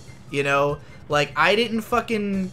I didn't create something that they did. They just did something and I pointed it out in the loudest and most, you know, not creative, but impactful fashion. So what these guys did is They got this director to go on a Crunchyroll rant. Then someone asked him, so basically you're saying they committed charity fraud? And he said, yeah, sounds that way. And they went, cool, let's hit stop on the tape recorder and print it. But that's all we need from you. Because they're thinking, as long as we can get people passionate that an anime director said this, that's all that matters. Because people respect the industry. People care so much about like listening to the opinions of anyone who's in the industry. But I don't, because I'm just like, whatever, he's just like a guy who directed some show I've never heard of, like, or didn't watch, so I don't care. Like, he's not saying anything new, and it sounds like he's a little misguided. So, like, you know, I don't think that I'm not just gonna promote this message just because it's from an anime director if I think that he's wrong, because all that would do is I would retweet this, and then someone from Crunchyroll would say, well, we've never made that claim. And I know they never made that claim, so why even go that far, you know? But to realize then that the reason that they called him award-winning director and did not use his real name is because they know that if you Google his name, you're going to get an ANN article about how he's a fucking Holocaust denier, and then no one will take him seriously. Why do they think that no one would realize this? So of course that's exactly what happens, is that this tweet gets around enough without my help that eventually Crunchyroll people start responding, and they're like, yeah, it's the guy who's the Holocaust denier who's got a problem with Crunchyroll. Like, are you surprised that he's gonna fucking say this? You know, like, not to say that there's no credence to what he's saying at all, but just like, can we like check the source on this a little bit? So then these guys are all over Twitter trying to say that this is Crunchyroll trying to like cover up the information. Oh, they're accusing him of being a neo-Nazi. They're calling him a neo-Nazi because they're trying to obfuscate the point he's making. I'm like, guys, he's a fucking Holocaust denier. They didn't make that up. He said it. He went on Twitter and said that the Holocaust didn't happen. As far as I know. I haven't actually fucking read the tweets or anything. It's just, but I remember the story. I know this did not come out of nowhere. I know Crunchyroll didn't just now decide that this guy was a neo-Nazi to cover up the trail. No. This guy's been in trouble. This guy is a notorious figure, and this is what the alt-right does when they want someone on their team. You are being transparent, and you must think we're fucking retarded. So, this is what I mean when I say that it's all a game. Because if I haven't made any controversial statements on Twitter lately, which I do on purpose so I can get into arguments with people and waste my time, because sometimes I just want to waste my time. Fair enough. This is what my Twitter is full of. It's full of either just random, like, hi Digi bro, or people just shitting on me for no reason. How many hi Digi bros do you get a day? Not like literal, I mean, you know, just like vapid comments about nothing. You know what I mean? I'd say it depends on the day.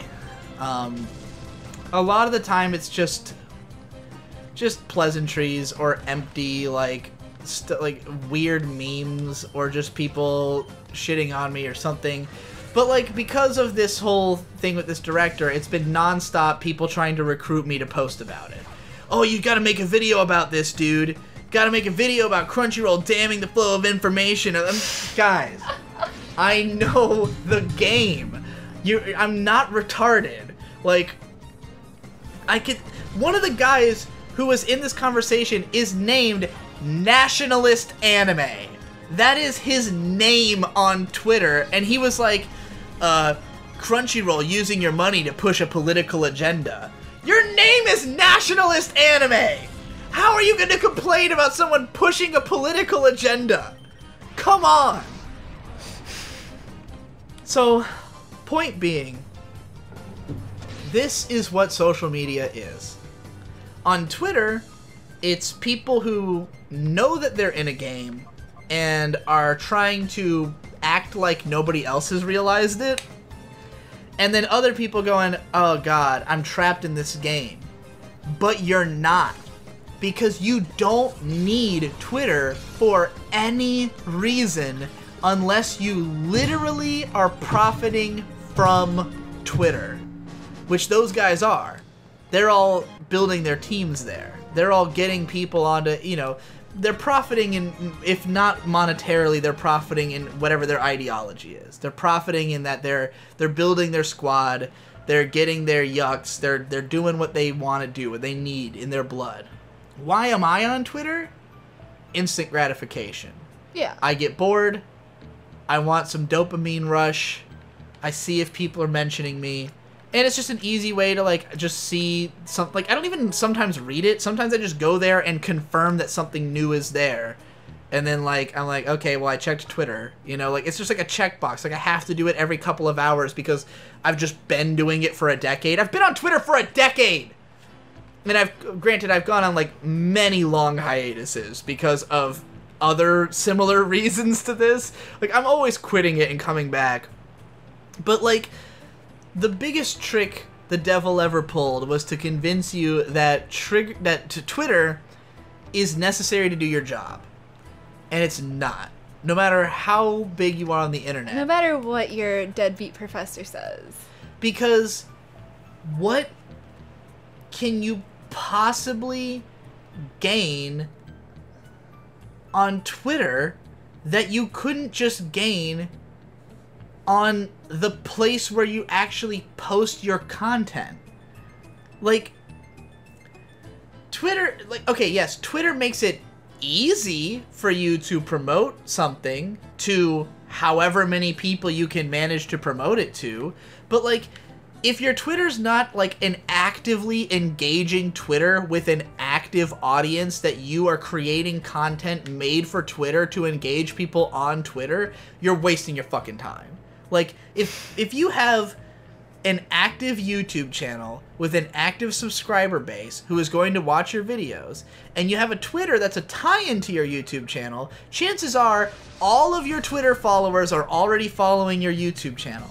So if you post something on Twitter, like a link to your YouTube video for promotion, no one new is finding out about it. And the people that follow you on Twitter usually have, like, anime accounts, and they're not, like, they have, like, a separate real life account or just don't use Twitter in, like, their day-to-day lives. Yeah. They're not sharing your videos to a new audience. No. And here's the other thing. Sometimes my videos do blow up through social media, never through my posts. The only way my stuff blows up on social media is when a popular social media account posts my shit and their audience shares it. So, like, I've had probably 5 or 6 videos that blew up this way. Nate had his Galco video blow up this way on Tumblr, where, like, someone who agrees with the message and is a pundit for whatever thing posts it and it blows up that way. And I'm sure this had to do with Dear Crunchyroll Stop blowing up too. I'm sure that, like, people like these alt-right groups who were like, oh, this is fucking... share this with all your anti-SJW friends. Oh yeah, I bet that got shared you know? Everywhere because it was on the top of r/anime. So, right. like, anybody who would see it might share it. I don't have to post my stuff on Reddit, and it does fine there. I don't have to post, like, if anything I post blows up, it's not my post that's gonna blow up. Now, again, if I was actually having, like, if I was taking Twitter seriously as, like, an art form, if it was something I had grown and nurtured and was taking care of, then it might be worthwhile, but it's not. It's something that I use for the most lackluster promotion imaginable, while also just tweeting whatever comes to mind, which, who the fuck cares? And, like, I understand why I needed that at a time when I didn't have any friends I could talk to about this stuff, you know? Like, I understand Twitter if you have thoughts in your head that no one around you will understand or appreciate, and you're hoping that someone will appreciate them.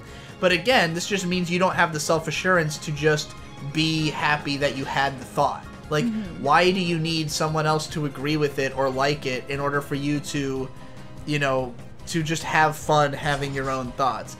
But even more so than that, because I don't think, you know, I'm not expecting everybody to have the mental fortitude to just love their own thoughts that much. I've got you now. So if I have a thought that would be tweet-worthy, I can just say it to you. You can give me affirmation that it's cool, and I don't need to post it on Twitter. And, like, so Twitter, I barely post on there anymore. I mean, I never was, like, a hugely active guy. I usually am only active in weird periods when I'm, like, drunk or want to start fights so I can kill an hour, you know. It's a big fucking waste. It's just a huge load of time that I should be redirecting to something else, and I only do it because it's habitual, because I'm addicted, because it's instant gratification, and a very easy way to kill time, but there is no value. There is nothing to be gained, and the culture of the website disgusts me. So if I want to avoid this, all I have to do is not use Twitter. And anybody who tries to convince me that I need to be on there, I know is full of shit. I gotta go to the bathroom. Do you want a beer? Sure, but I'm just gonna keep ranting while you're gone. Sounds good. So Facebook, likewise.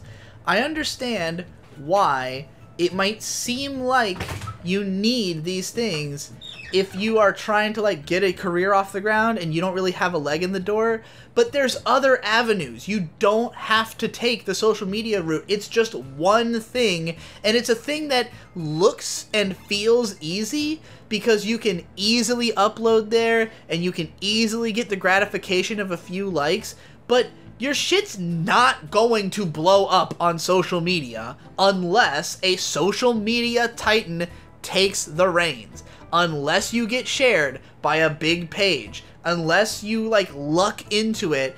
And the best way to do that is going to be to just curb your message to grow that way. And that's easy. Anybody can do that. Just be politicized. Just pick a side. Just have an agenda and you win. Just fall in with the group. But if you don't want to do that, if you want to make your own shit, don't expect to succeed on social media, because that's not what it's about. It's about the war. It is about the endless war. If you want to succeed, find the avenues that make the most sense for the content that you're making. If you're making non-politicized original content, take it to a film festival. Take it to somewhere. And, like, I understand that this is not easy to do.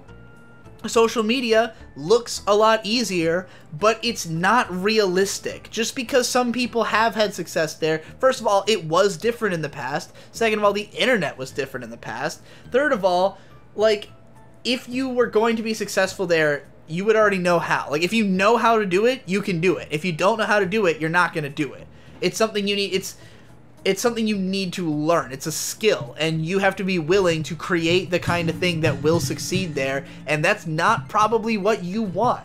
You probably want to do the thing you want to do, and if you want to do that, find the avenue where that makes sense. And that's what M. has obviously done, because, like, his stuff's not successful on the internet. His YouTube videos get, like, less than 1,000 views for the most part. You know, his games are just posted on itch.io. They're not, like, commercial releases. My boy M. Like, he clearly has other avenues of success. Either he does some freelance here and there, which is it's a soul selling kind of thing to do. I'm sure he only really gets conscripted by stuff he'd want to work with anyways. Like, he did a mindless self-indulgence video. That's obviously a freelance job, one that he's lucky enough to get, that his art style resonates with this other artist. But, like, I'm just saying, don't let people meme you into thinking you need to be on social media. And if your friends shame you over it, tell them, hey, you can either meet me on my terms and come to somewhere I'm comfortable being, or you can fuck off, because it's not worth it. It's not worth having friends who are going to force you into uncomfortable situations, force you to be politicized, force you to be on the same places that they are. And this is something that he talks about in one of his videos that was that really got to me, because he was talking about how it really pisses him off how all of his friends will, like, get really passive aggressive with him over the fact that they can't just reach him on Facebook. They're like, oh, it's such a pain to get in contact with you. I can't just send you a text or a Facebook. And he was like, if you're really my friend, you'll work to get in contact with me. You know, you won't, like, demand that I fucking acquiesce to your convenience in a way that would, damage my overall well-being by forcing me onto a site I don't want to use. Like, if you want to be my friend, fucking find another way. And I was like, amen to that. That's why I have no friends. They're not worth it. I gotta pee too now. Thank you for the beer. You can talk now. It's now May hour. It's the Oh, pantsuit jeez. party. Putting me on the spot here. Well, the reason I haven't been active on Twitter lately for the past couple of months is because I took a long, hard look at what I was spending my time thinking about and what I valued about on the platform. And I realized that I was getting way too invested in these imaginary narratives that I created in my mind. So I had been like really obsessed with Jeff Thu's girlfriend because I find her a fascinating subject. She is a renowned cosplay whore. She does, you know, like lewd cosplays. And apparently, like, she didn't start doing them until her and Jeff became an item. So it's always really kind of fun to see, like, her developments, because you know, she's a crazy bitch. But, like, I always kind of, like to think that we're in competition, even though we're not. I'm not a cosplayer. She's, like, she's big. And I'm just, you know, an individual. We're both, like, we're both the same kind of person, but I'm not that kind of person, and it's like this fun little game I like to play in my head, where she'll post something about, like, oh, I'm going on this diet, like, watch how much, like, unreasonable amount of weight I'm going to lose while I eat unhealthily. And it's just like, oh, I can look at this and feel good about myself. And then I started to feel bad about myself for looking at it. And then I realized that, like, half my timeline was just cosplay sluts, and I didn't know how I felt about that anymore. I think and that's why I stopped using Twitter. That is hilarious that your timeline was half cosplay sluts. And just because everybody, like, that I know follows them, I can always see people's likes, and, like, it's not so much that it's half my timeline, it's just a considerable amount. And there's no escaping it anymore. I see no cosplay sluts ever. How? How are you so lucky? You're friends with Zen Huxtable and Nino. I use TweetDeck. And I do not follow Nino. I unfollowed him too, TBH. I have never followed Nino. But not once. His Twitter is insufferable. Zen does hit like on a bunch of cosplay sluts, but I would only see that if I was on mobile, and I don't use Twitter on mobile. So, do you ever feel like you have kind of like an invisible narrative with somebody? It's like non-existing, or like a rivalry with somebody on social media? Because I think that's like a very like female approach to something. I don't feel like I follow enough people on social media to have those feelings. Like, I think a lot of the way you feel about social media has to do with how much shit you follow. Because, like, on all your platforms, you follow, like, your phone is just constant notifications. I have no notifications on for anything. I mean, I deleted the Twitter app because after my, my breakdown, I got really paranoid about everything, and I switched over to Firefox and, like, deleted my browsing history and, like, deleted all of the apps on my phone that like can track anything about me, and like now that I have Chrome, I have like specific blockers on that'll tell me like what so you only information. Look at Twitter on the so I only look at it. No, I look at it on my phone, usually on the mobile website, but not the app. And it makes it like unfriendly to use. Well, so I just don't use it that much. Good. So I don't get notifications from Twitter anymore. But since I have like 10 email addresses on my phone, I just constantly get email notifications, and that's most of what it is. I don't have any notifications. They drive me fucking crazy. Because if I see I gotta know that Macy's is having a sale every morning. If I see any notification, I have to check it immediately.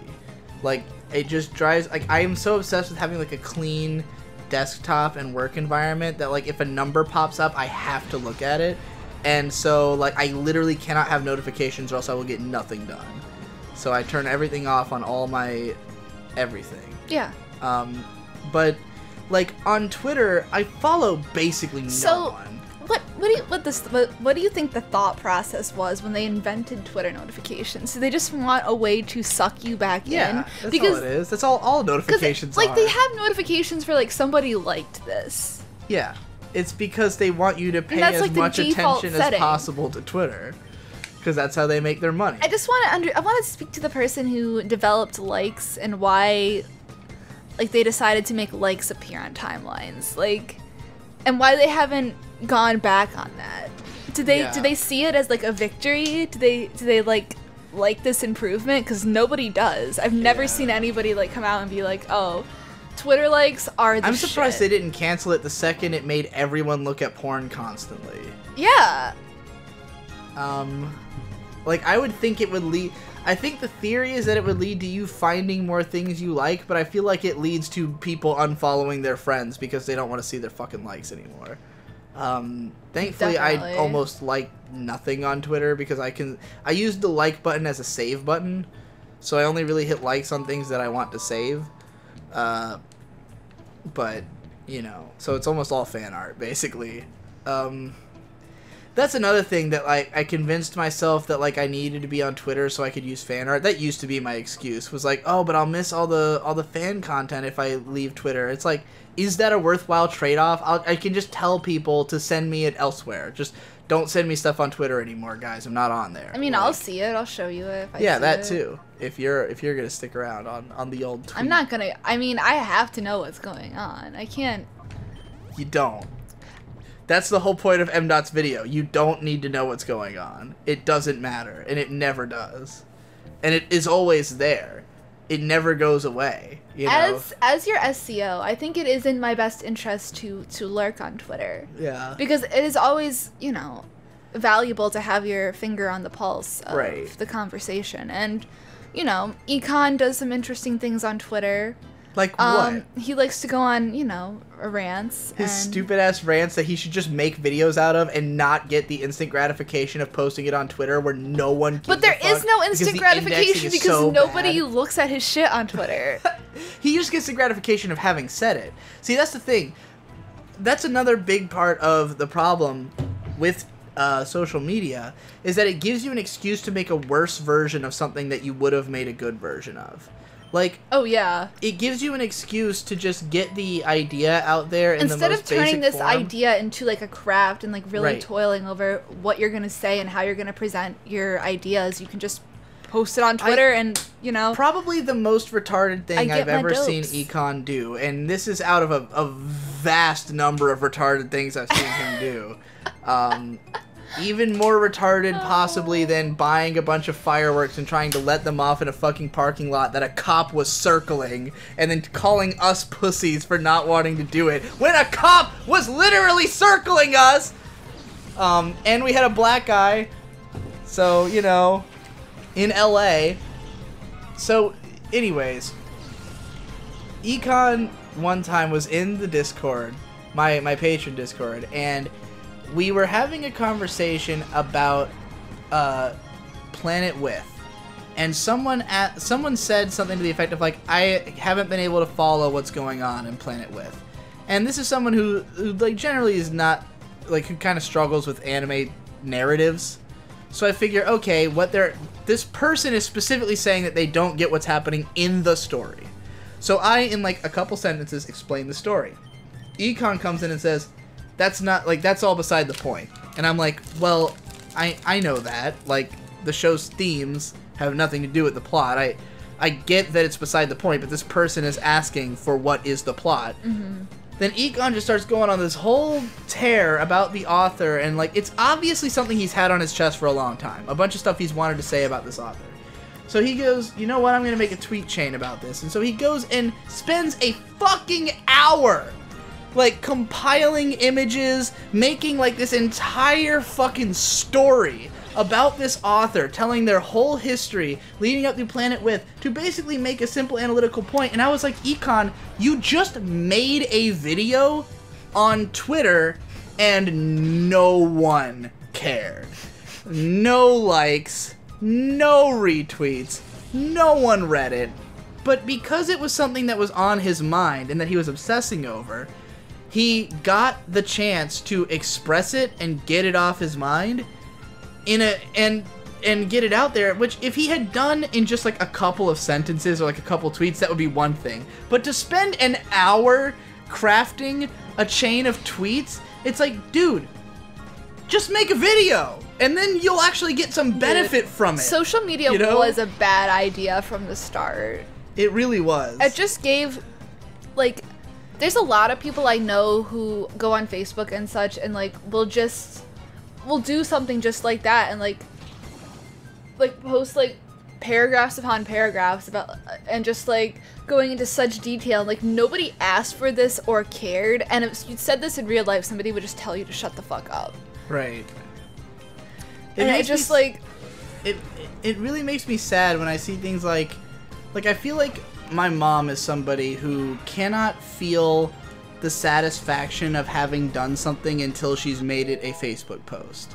Like, everywhere she goes, she takes lots of pictures, she, like, you know, she always has, like, a story about what happened, but it's not until it's a Facebook post that it's, like, complete. And granted, like... I think she might be doing it more to, like, so she can look back on it, too, not so much to have the attention. There's a bit of that, but I think for her it's more just, like, my mom's very creative, and she doesn't really have an outlet for that creativity. Yeah. So I think for her it's, like, this is her getting to create something. And granted, her audience is mostly, like, her closer family members, you know, who, like, legitimately will care and will be interested to see this stuff on Facebook. But then she also has to deal with, like, she has, like, 5,000 friends, and, like, every time she says anything, someone's gonna come out with some bullshit, like, negativity that she, you know, gets upset about, and then she'll be fuming about it all day. And I'm like, have you considered just sending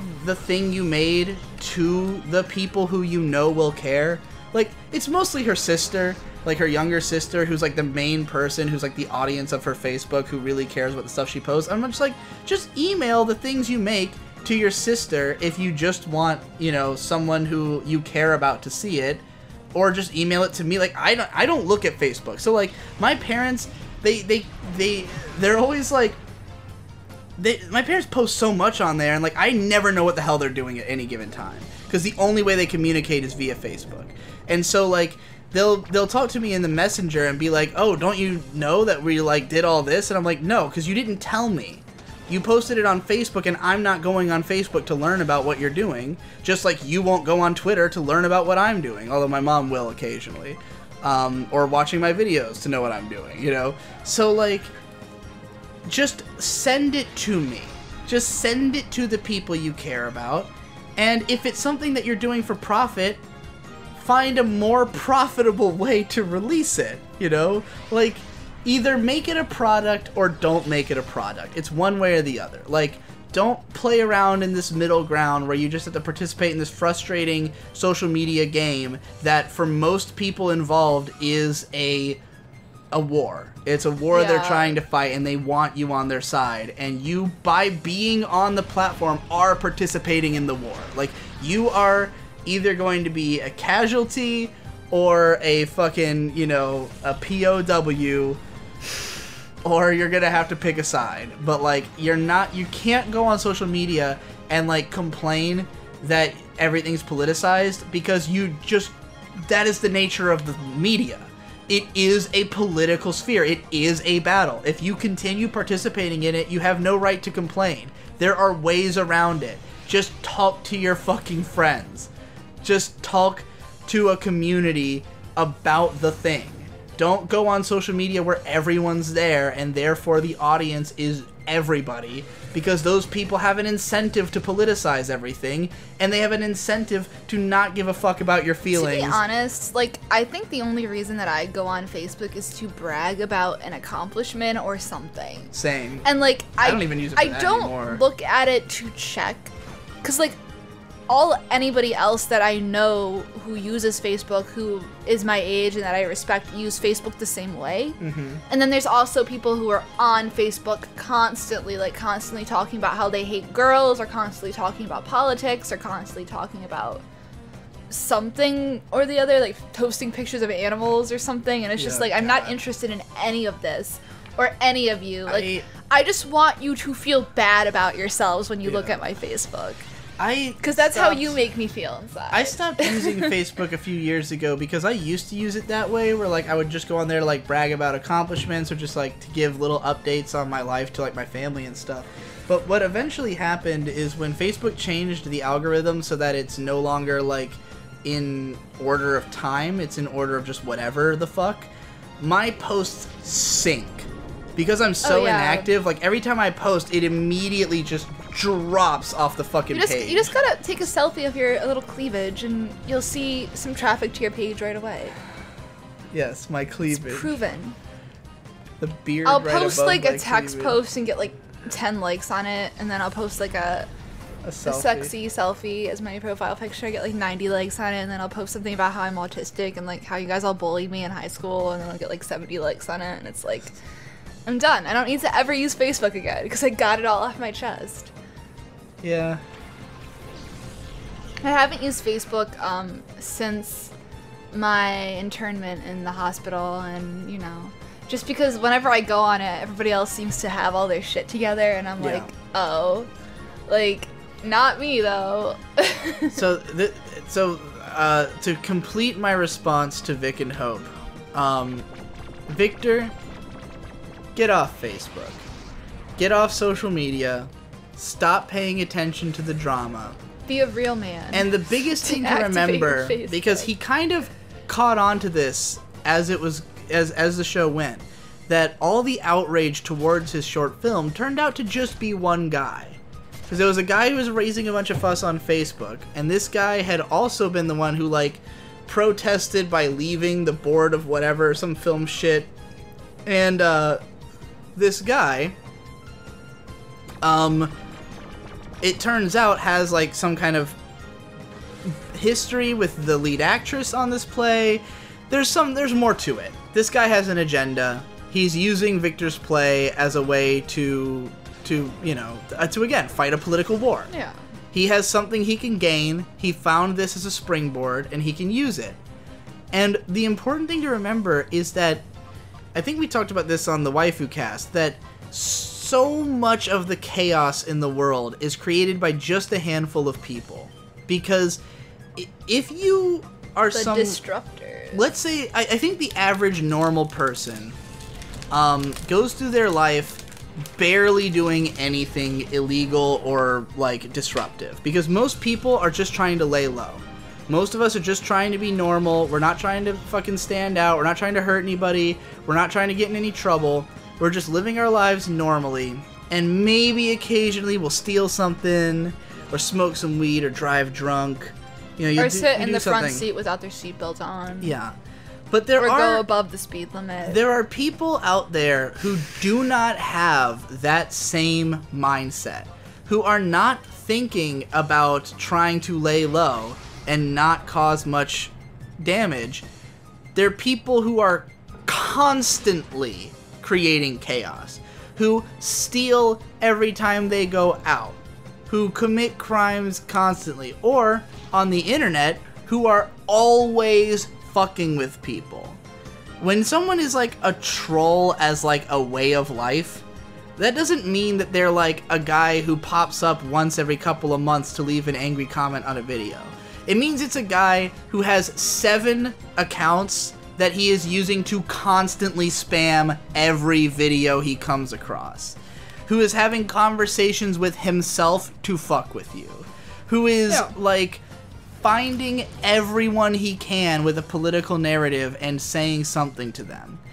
These people are responsible for punching way above their weight in terms of how much ire they cause. Because the overwhelming majority of people hate the political outrage culture of the internet. The overwhelming majority of people are tired of the politics. Are tired of all this shit. And that's why that's the only thing you ever hear said about it, is how tired people are. And that's why when something is politicized too far in either direction, it will get more than 50% dislikes. Because it's more than half the people, because it's not a half and half divide.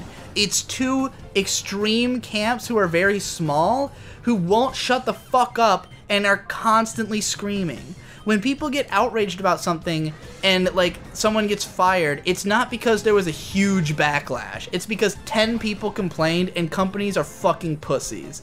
Because companies don't want to step on anyone's toes, they don't want to make any statement, they don't want to offend anybody. But the irony is that in acquiescing to a political side, they then piss off the other side, or the normal people who just don't want things politicized. So, and then it becomes extra politicized afterwards, and they just don't get it. They keep fucking up over and over and over again because the people in charge don't understand this shit.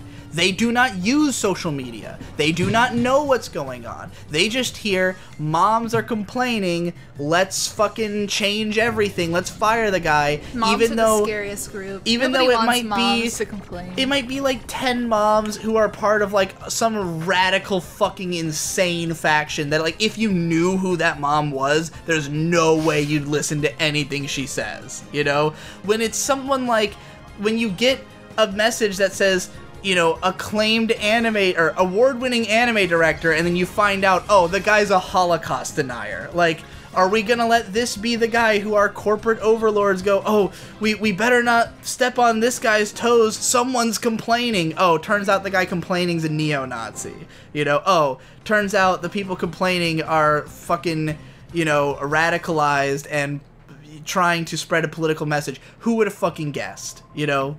And so we all get so mad. We get so mad, we say, oh, the world's gotten so political. No, it hasn't. Social media has gotten political because a few small groups of people have a vested interest in fighting a battle there, and we can't escape that because we've chosen to participate in a medium that is open, that is for everybody. And people seem to think that they can just block people and that puts it to an end. Oh, out of sight, out of mind. I blocked all the alt-righters, except that blocking doesn't do anything. You can just open an incognito browser and go to the page anyways, and if you are on social media and you are a person of any merit whatsoever, you are being tracked. You're being tracked by political forces on either side. You're being tracked by people who are waiting for the chance to use you for something. And so when someone, like, when you've blocked me and then you complain about me, I still find out immediately. If you say anything about me online on social media, I will know because someone will send it to me, usually because they want to start shit. Oftentimes not even political. Some people just want to see a fight. People just say, if another creator shit talks me, I'm going to hear about it immediately because people want to see a fight. Yeah. You know? And fighting can be fun and it's beneficial, but, like, it's mostly a waste of time. The only reason I like fighting people online is because I know I can win. Because I'm a good talker and I have nothing to lose and I can make people look stupid and I can write better raps than them and I can just, you know, I can use someone else as a platform to boost up my own self-esteem and self-image, you know? And that's why I like doing it. But I understand that it's just me feeding my own ego when I could be using that time for an intellectual pursuit, you know? Not to say that I think there's anything wrong with feeding your ego, because it can be fun, and it's a spectator sport, and as long as everybody involved is having a good time, because usually they are, you know? I really wish that all, like, the drama YouTubers really treated it more like professional wrestling or like the rap game, where, like, there was more of a sense of, like, we're all participating in this because we all understand that this is the culture and that it's fun. But, like, there's too many fucking pussy babies in the anime community who get offended. Everybody cares about their reputation, even though they're YouTubers. And your fucking reputation on the internet does not fucking matter. Well, I've fucking bloviated for long enough. You bloviated? Yeah. You did? You know Jeff's girlfriend's probably gonna hear about you talking shit about her. I'm not talking shit about her. I think she's hot, and I follow her because, like, I relate to her in a certain way because people shit on me for dating you. Right. Like, and, like, seeing her gave me the courage to talk to you. Right. But, I just think that, like, it's funny because in my head, like, we're both, like, you know, the Real Housewives of Anime YouTube. But that's not the case. Like, I was really excited because I had this podcast planned where I was gonna have a bunch of, like, female people who are either in the art community or just, like, an anime community, and we are gonna have, like, a manga cast and talk about manga that relates to girl issues and, like, kind of have a female slant on manga, because I think it's cool, and nobody fucking talks about this shit anyways, so it'd be cool to have a unique perspective. And I was really hyped because Yazi said that Jeff's girlfriend, said she'd be in it, right? And then she, like, ghosted me so hard, I was just like, shot through the heart. Well, the thing is, with anyone who's popular online, you really just gotta fucking hold a candle to their ass and force them on your fucking show. Like, the way I deal... If I have somebody who agrees to be on a show with me, I will wrangle them. I will hound them, because I know I can't trust them. It's different, though, because, like... First of all, I've made a lot of promises to other people, like, that I and I mean, it happens. Like, it's not surprising, like... And I get that she's fucking busy, and, like, I know she's, like, not emotionally stable, so, like... I mean, I get it. I understand it from both perspectives. My feelings aren't hurt too bad, but, like, I wasn't really hyped to make the podcast I have done plenty of times where I've agreed to do something, and then people have, like, really tried to, like, hound me to get on, and I've blown them off completely.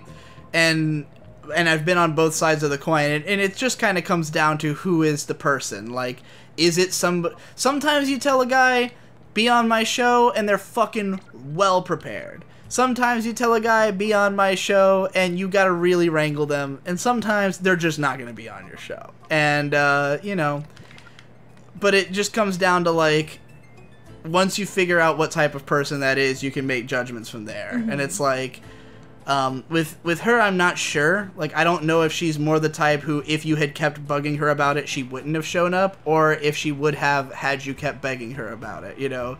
But, like... well, you know. I know for a fact that I'm not the kind of person that would do that if people kept begging me about it, and I'd probably just blow them off like I have done before. Yeah. So I didn't push the issue. I was just like, that's fair. You don't have time for this. Like, I just want you to know I have my eye on you, ho. Like, that's it. Oh, man. But no, I respect her. I think that she's good at making costumes. I'm hyped that she is making her own costumes now. I think she's good at photoshopping. And I think she just knows angles real well. Like, I respect that. Angles.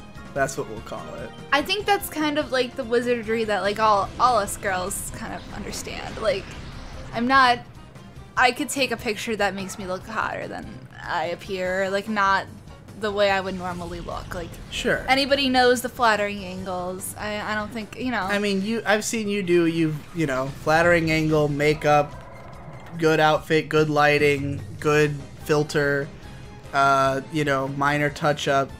I'm just saying, she goes all the way. Cause I've met her in person. She don't look like her pictures.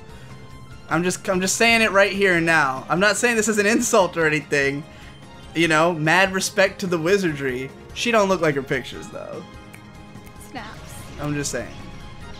I didn't know it was, like, when I met her, I had no idea it was Jeff's girlfriend, and I kept asking her, and she kept, like, the first time I asked, she was like, oh, whatever, like, kind of thing, and I was like, okay, I guess she's not. And then, like, 15 minutes later, I was getting really confused because they seemed really close, and I was like, well, who would he be close with if not his girlfriend? So I asked again, and she said something like, oh, no, I'm just his, like, SEO manager or something like that. And I was like, no, really, are you his girlfriend? And she was like, yeah, you didn't know? And I'm like, no, because you look nothing like your pictures. I'd seen her not that I'd seen many of her pictures. I'd seen her on some live streams, and I know that she doesn't, like, you know. I know what it's like. I'm just saying. You were asking me earlier about, like, if I feel like I am in any, like non-existent competition with anybody online, and I feel like it's more like the Drake and Kendrick beef between me and Jeff. And, yeah. And granted, I mean, that's why I feel that way towards his girlfriend. But, like because it's an obvious comparison. But, like, well, that's not what I'm talking about. That's not what the Drake and Kendrick beef is. They are actually trying to beef. Just neither one of them wants to be the first to throw the stone. Like, in your case, you just have a personal sense of rivalry towards Yaze. She has no sense of rivalry towards you. So it's just like...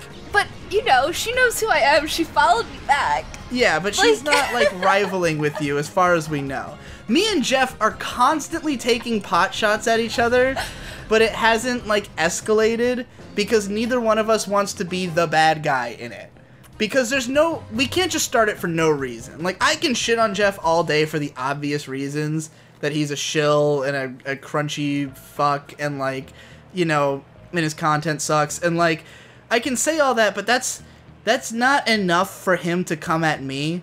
And he can say, like, he can make fun of my videos and say retarded shit like, at least my SAO videos weren't all in the same week. I mean, yeah, because my videos all came out while the thing was relevant is why they're all in the same week, as opposed to milking a horse over the course of 2 fucking years. That is why you get made fun of for that, Jeff.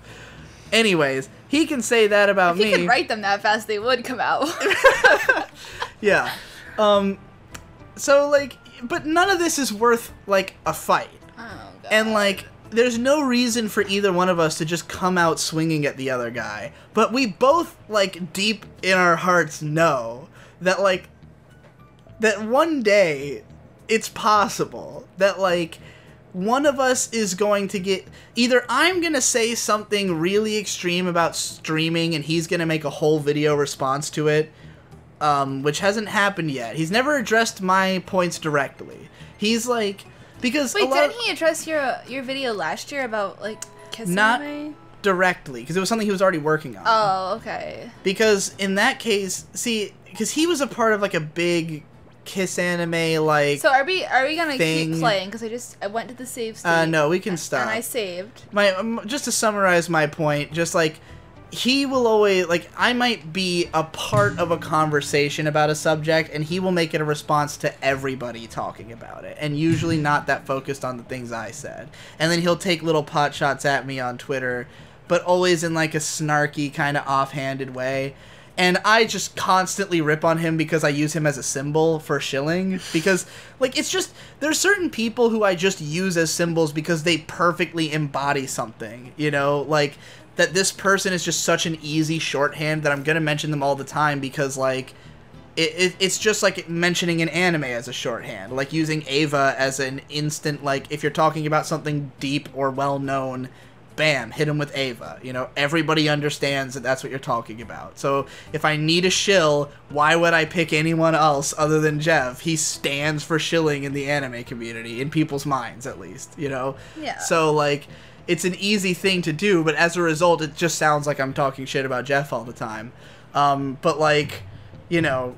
It's like, if one of us were to really come at the other, I feel like it would turn into an all-out war. And that's what the Kendrick and Drake beef is like. They both keep taking subliminals at each other, but neither one wants to call the other by name. Because Drake knows that Kendrick will destroy him. And Kendrick knows that he has too many business opportunities with Drake. So, like, they were on, you know, Drake was on his album. What's he gonna do? Like, you know, like, throw him under the bus? What if he could do a song with Drake? What if he can do a song with Drake's friends? He doesn't want to fucking shit on Drake. It's too much money up in the air. And Drake doesn't want to shit on him because he'll get crucified. Because Kendrick's the... Like, Drake is good at beefs, but Kendrick is a rap god, you know? Yeah. So, like... But that's why I made fun of them both in my Drake fucking sucks songs, where I said, like, maybe fight next with somebody you bit. Take something with Kenny, y'all both look a bitch. Subliminal raps, man, that shit is for kids. Fucking cowards at the top, man. Afraid to lose a brand deal, a rap friend. Afraid to catch a trend on the back end. But, you know, that's why I'm not afraid to mention sucks. Jeff by name and, like, talk shit about him. But, like, I don't want it to escalate to actual beef without a reason. Because he hasn't done anything wrong. He's just a shell. Yeah. It's just funny, you know. It was just born. That's what he did wrong. Anyways... That's it for this episode of Pokemon Colosseum. Hey. See you all next time, but not on Twitter, because I'm going to try to wean myself off of it. Like a baby cow.